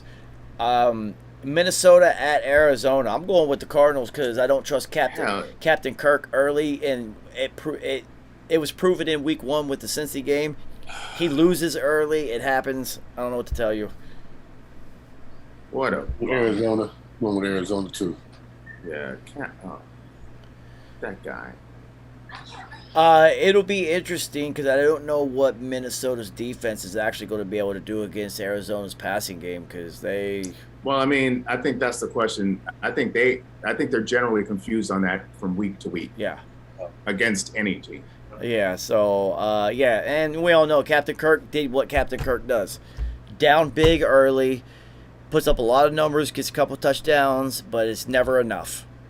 Right. I mean, you look at his numbers. I think he had like the 2nd or 3rd highest passing total, but it's garbage. Yeah. Like he's exactly who we said he was. And always has been. Speaking of always has been, so the Atlanta Falcons have to look across the sideline and see Tom Brady again. And this is going to be an ugly game because Atlanta looks terrible and Tampa's Tampa. Oh, Atlanta. I mean, what is the plan? So you got Kyle Pitts. Great. You still have Matthew Ice Cream.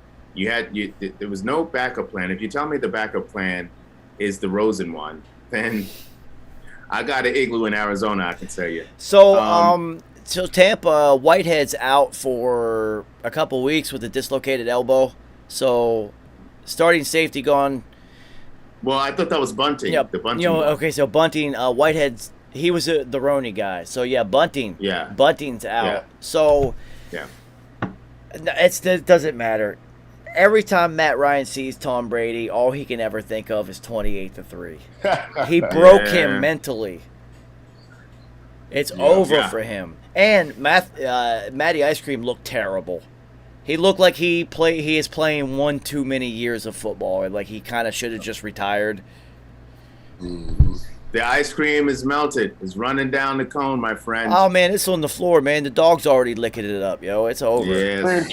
Fran Tarkington and shit. Yeah, it's too hanging on too long. Well, at least Fran could run. Yeah. Shit. hanging on too long, and Matt's going to have to go up against that defense. They never won that championship. Yeah, man. They just I know they love him down there because he took them to their a Super Bowl and shit. But I mean, they had no backup plan. Kyle Pitts, yeah, great, that's awesome. But nah, we're talking overall franchise wise. No, he wasn't it. Yeah, you could say the same Saquon going to the G's, like great player wise, but is that what they needed? No. Look at our offensive line and Danny Demdo. Yeah, look at all that terribleness. Dallas Cowboys at Chargers. I will definitely be watching this game because Justin Herbert is getting busy. So you got the Dak Prescott Cowboys versus the Chargers. Ooh, and where's this game? It's in L.A. Well, at least Zeke will be able to get some good vegan food out there before the game, so maybe he'll be effective. Oh, the Ewok, boy.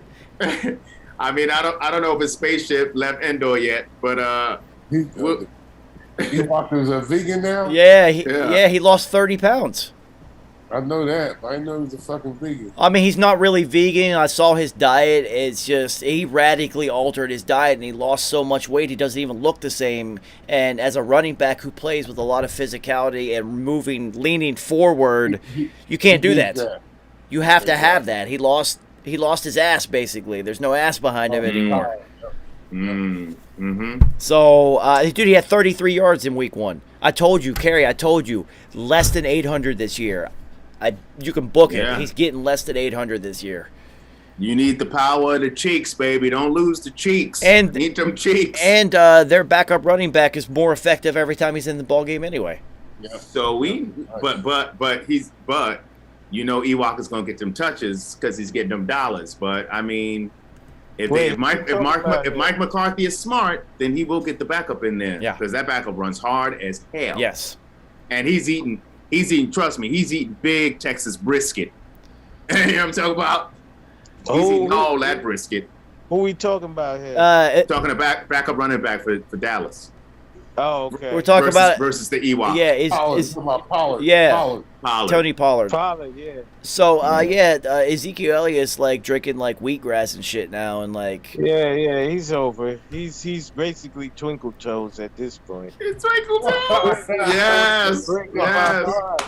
Yo, that's the worst designation you can get as a running back in the NFL. Is Twinkle Toes. But I will say this. I mean, Dak versus that Chargers defense. So far, the Chargers defense hasn't shown me any reason why we should believe in them. And Dak has shown. Oh, it's going to be a high-scoring game. Yeah, Dak has shown that what he's always shown, that he is that squad. So it's going to be hard. And I told you at the end of the year, Dallas is probably going to be sitting on top of the mountain of the NFC East. So, Kerry, what I'm looking at is different this year is that the Chargers have already proven in week 1 is that they're not going to lose close games this year. So yeah, I'm going with the Chargers. They just beat the Red Wolves, which were the division champs last year in a close game. I look for them to do. Division champs at 7-9. Dallas Cowboys were not the division champs last year, so I'm looking for the Chargers to do the same damn thing. And they also didn't have Dak for most of the year. No, I just this is a different Chargers team this year. Yeah, I'm going with the Chargers. Plus, I just I hate the Cowboys with a passion and always will. I mean, so do I. You know. Herbert is my guy. Herbert's my guy too. You know what I'm saying? I wanted him on the G's. I wanted him. The only thing I will give Dallas is their receiving core is top notch. So there's a lot of weapons to choose. It's just no running game. And I'm sure CeeDee Lamb is catching. Listen, he's staying after practice. Oh hell yeah, he's catching 100, 200 balls a day, and you won't see that shit again. Well, I mean, you got to give Dak credit. Because Dak he just kept feeding him even after early drops. Like, nah, I'm going to keep going back to you, dude, because you're better than everybody out here. You just got to fucking catch the ball.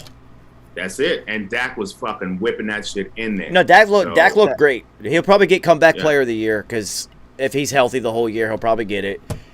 Well, it's going to be between him and Chandler Jones. Well, if Chandler Jones gets 105 sacks, there's nothing you can do about anything.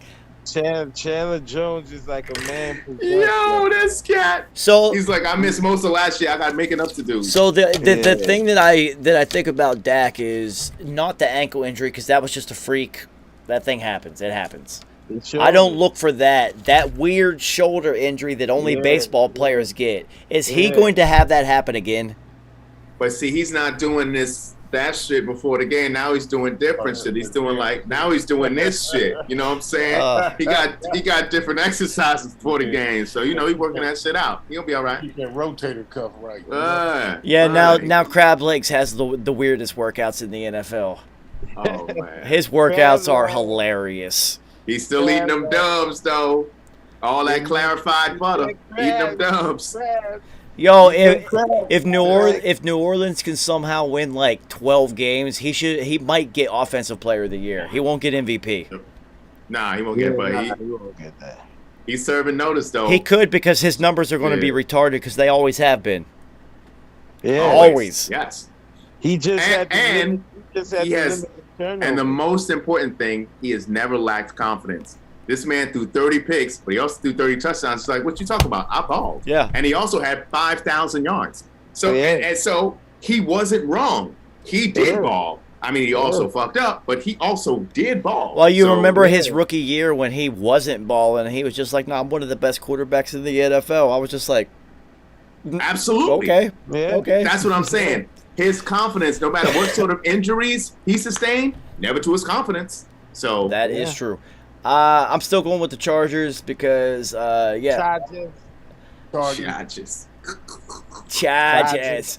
Tennessee at Seattle. Will Tennessee actually show up in Seattle? I don't think so. I think Tennessee starts out 0-2. Yeah. I'm going with Seattle. I think Tennessee. It's hard to play in Seattle. It's really hard to play in Seattle. It is.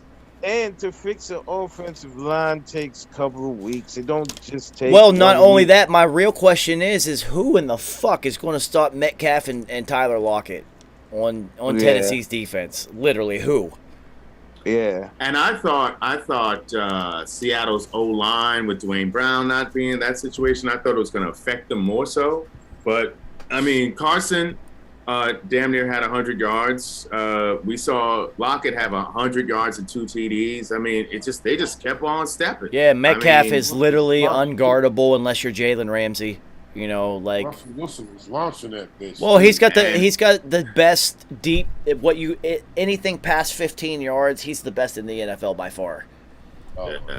Especially past 40 yards, he is so accurate with deep balls because he's the only one who gets it to go up and then dive down. Like it's man. It's like Jeff Blake, son. Oh, wow, Jeff Blake. Jeff Blakey. Bengals. Hell yeah, man. he used to throw that bitch up to Darnay Scott. Bloop. Yeah. Right. Put the biscuit in the basket, baby. Yeah, Clark Kill and Corey Dillon was the man back in those days. Hell yes, he was. So I'm going to go with Seattle. It's hard to win in Seattle. Let's be the crowd's there. The 12th man withstands. The 12th man is back. The 12th man is back. It's going to be absolutely rocking there. And Seattle looked pretty good. Yeah. Seattle looked pretty good. Tennessee didn't at all. They looked terrible. Jamal Adams, baby. So you also know that once a team sees you lose in a fashion, the next week they're just going to do the same shit to you. You're going to have to beat that. Yeah. See that? Give it up to my man Jamal Adams. I mean, I know what you do. You make sure that A.J. Brown is kind of like focused on. You stack everybody else, and you make Julio Jones prove to you that he can still beat you. Absolutely. Yeah. But this game will feature 3 of the most monstrous size receivers in the game who have ever played. Jesus. It's gonna be insane. Yo, it's good. It's just gonna be a conference at midfield. It's gonna be crazy. Yeah, it's gonna look like American Gladiators. Like you might as well dress them up in those unitards and shit. And the actual funniest thing is going to look like exactly what it looked like in high school football. Whenever the captains went out and I played 6'3", 6'1", 5'7", 6'2". So when those monsters are out there and Tyler Lockett rolls out to say "What up, everybody," it's going to be hysterical. You're gonna look like Ricky Rose standing between the Morris brothers and Bam. Yo, he looked like a straight.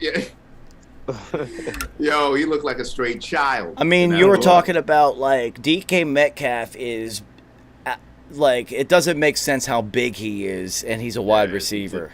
Yo, it's ridiculous, yo. You know, and then Ridiculous. Julio. Him and AJ, teammates. Yeah, that's going to be And then great. Julio has always been that big, giant, unstoppable force, right? And then Right. Tyler Lockett probably puts up bigger numbers than all three of them. Then all three of them. You know? Yes, he does. So, yeah. I'm still crazy. Yeah, I'm going with Seattle on that one because I just don't see Tennessee stopping Seattle's pass game. I don't see it at all. And Tennessee's offensive line looked terrible. It looked terrible. You've got that. And then also, where was Bud Dupree? I said if Bud Dupree, if they cannot get any pressure on the opposing quarterback, Tennessee is in big trouble. That's what I'm saying. You got that guy behind you. That guy. And Jarrell Casey left. So there's the huge void right in the center of the defense. Kerry, what I don't understand is that guy behind you put up like 58 yards. That guy.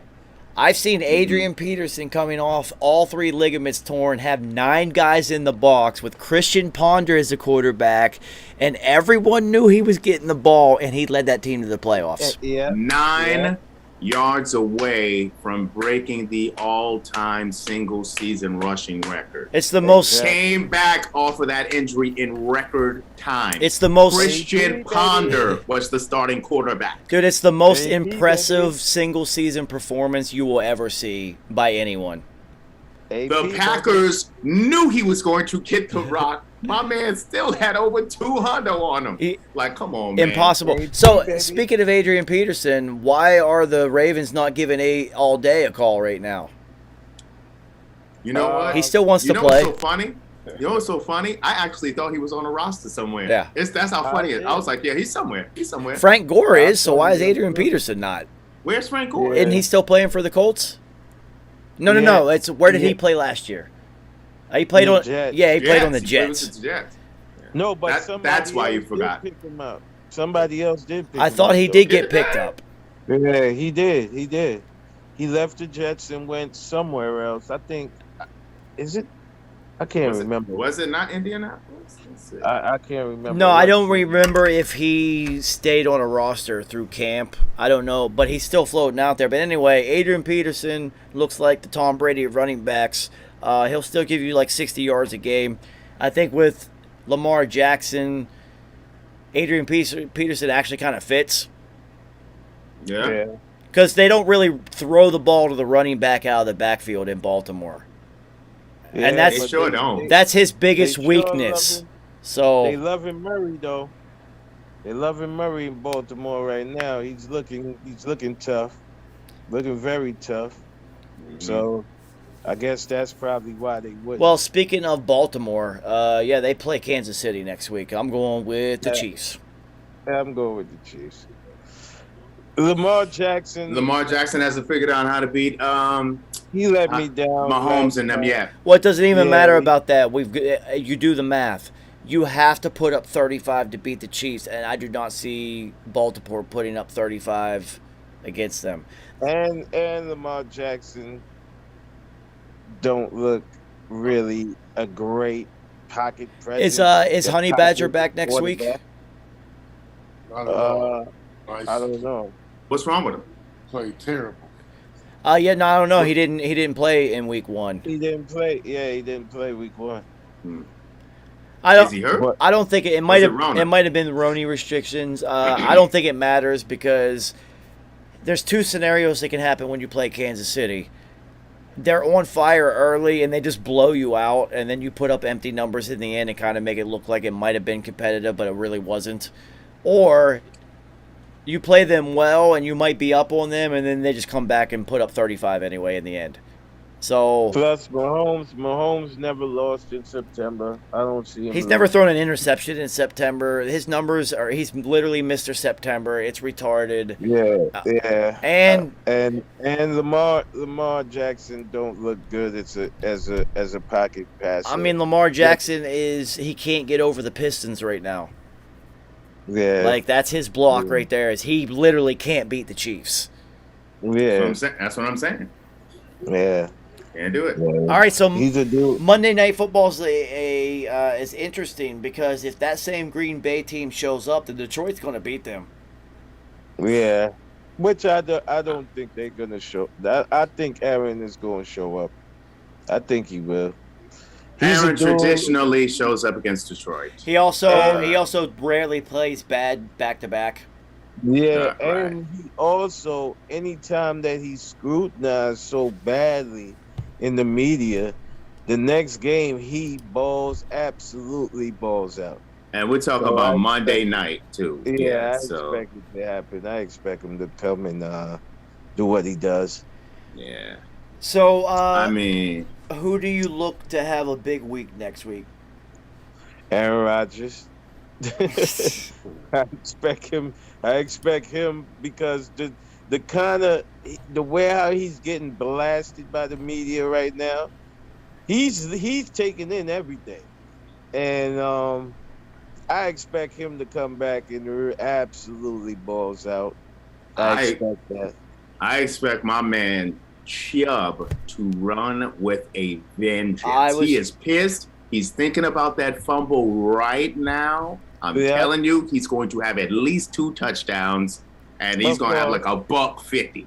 You know, he is going to be running violently. I was going to say Nick Chubb, so I'm going to have to pick somebody else. I agree with that. Well, against Miami in Miami, no, I'm not going to give it to you. Let's see, who might have a big game? Well, Crab Legs. I look for Crab Legs to just continue the run. Yeah.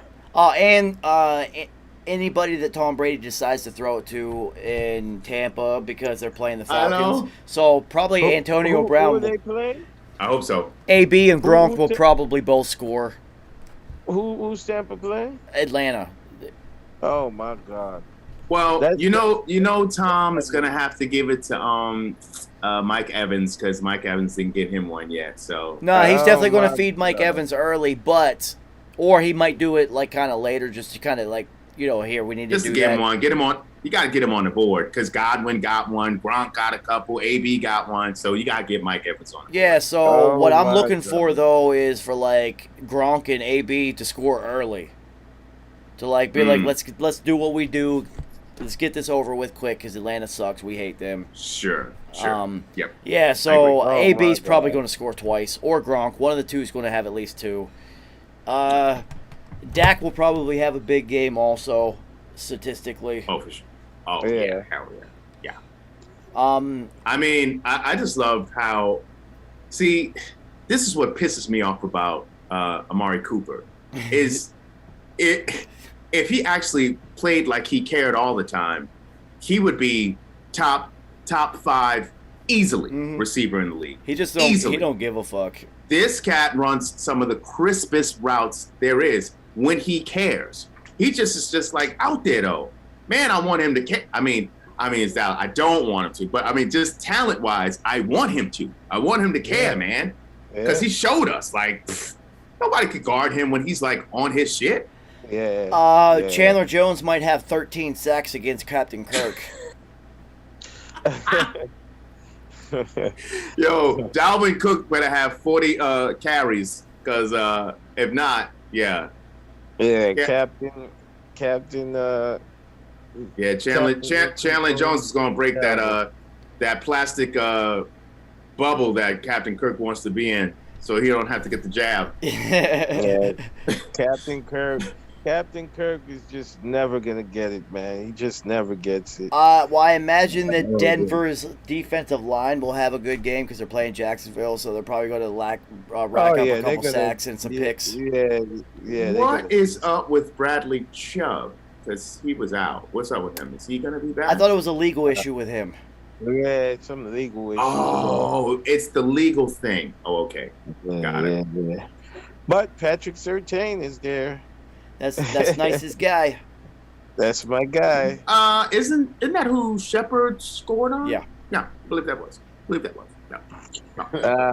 Come on. I mean, I'm just saying.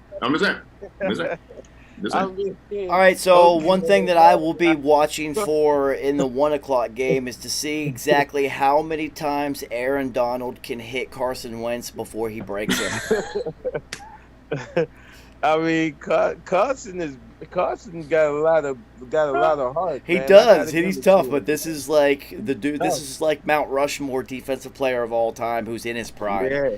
How many Yeah. times? Because Carson was literally getting destroyed and standing in the pocket.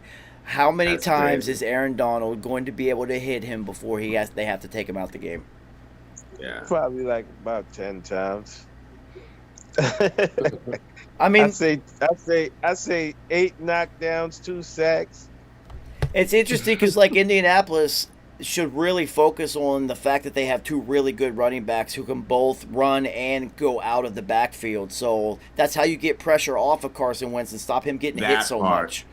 Yeah. Yeah. You would Yeah. realistically want to do that and then work Jack Doyle in the middle once it's empty because people are chasing these two. So Or even Mo Alley Cox. yeah, got, it makes sense. It's just like more speed. so that's like bad game management. Once again, is Carson Wentz calling his own number in the huddle again and trying to play hero ball and getting smacked again.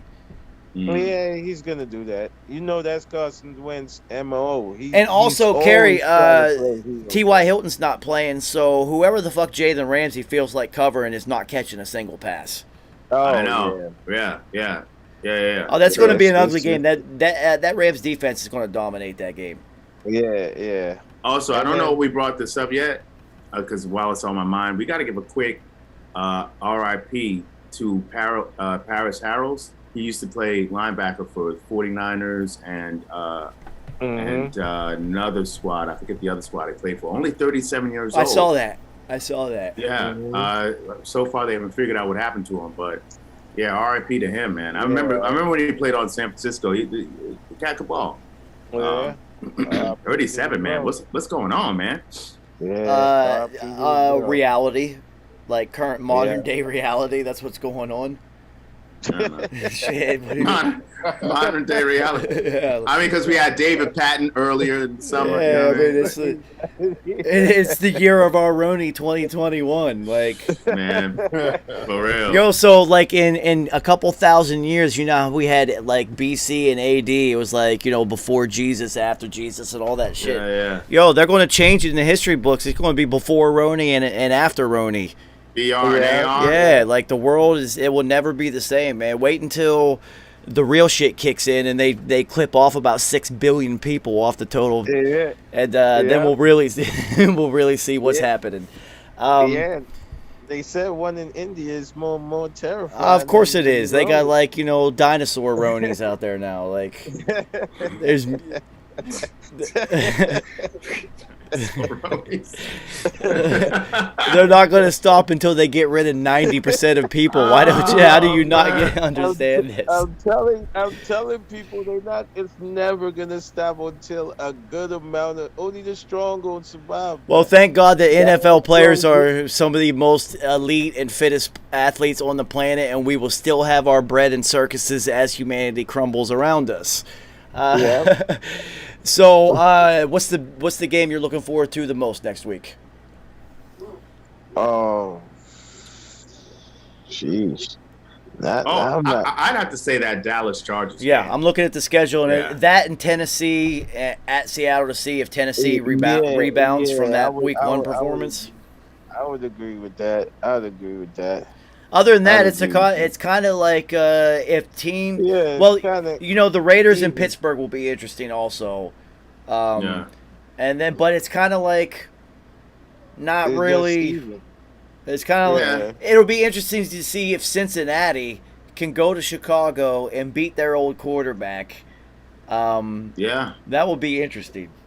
Yeah, and also if they get Justin Fields any more time, of course. Like that's all they want to see. Like really, I mean, the Chicago players want to see that shit too. It's like, what are we doing, Matt Nagy? What are we doing, son? San Fran and Philly is. I will be at least paying That attention. looks like an intriguing matchup. Yeah, sure. because I kind of want to see what Philadelphia actually is. You know, week one's Yeah. never enough.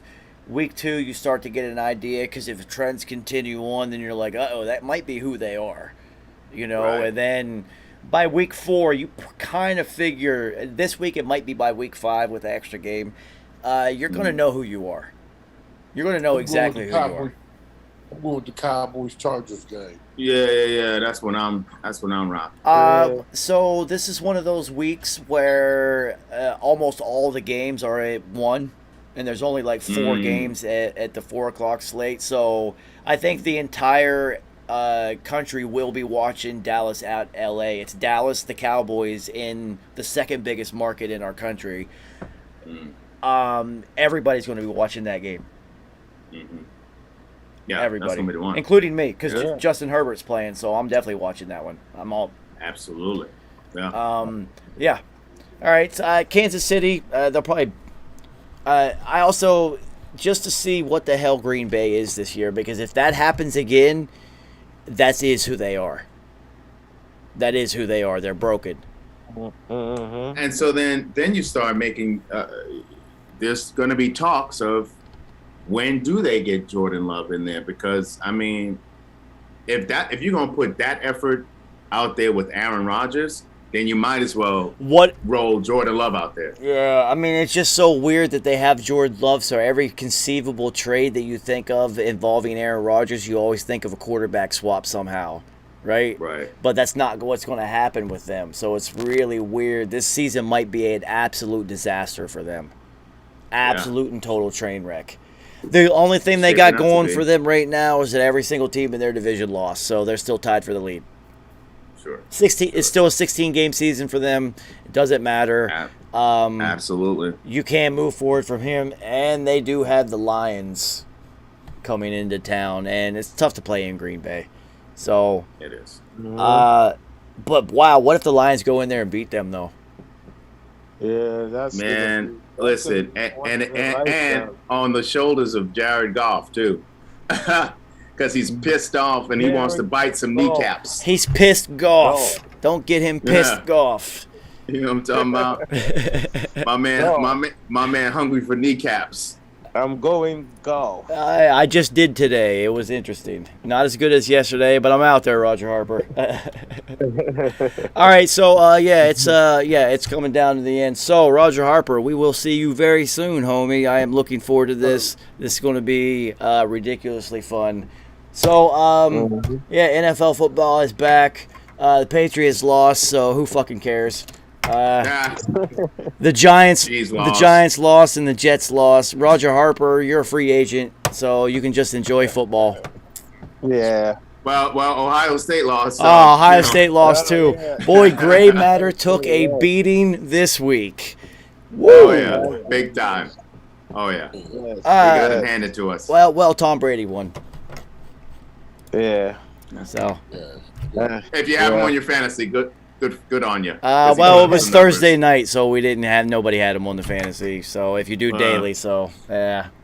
God damn it. Yeah, Kerry, we sucked this week, dude. It was terrible. Yeah, man. Oh, it was bad. It was bad. It was bad. Yeah. My head wasn't even in the game, honestly. Mine wasn't either. I've been up to a lot of things lately, and I'm still going to be up to a lot of shit this week. So I might go. Same. I might go 33.3% this week also.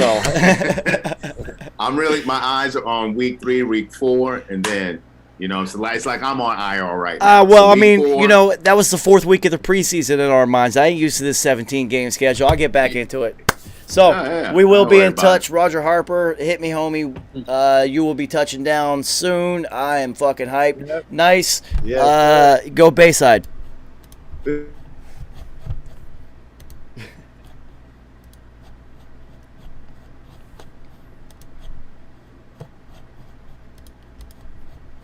All right, week 1 is in the books.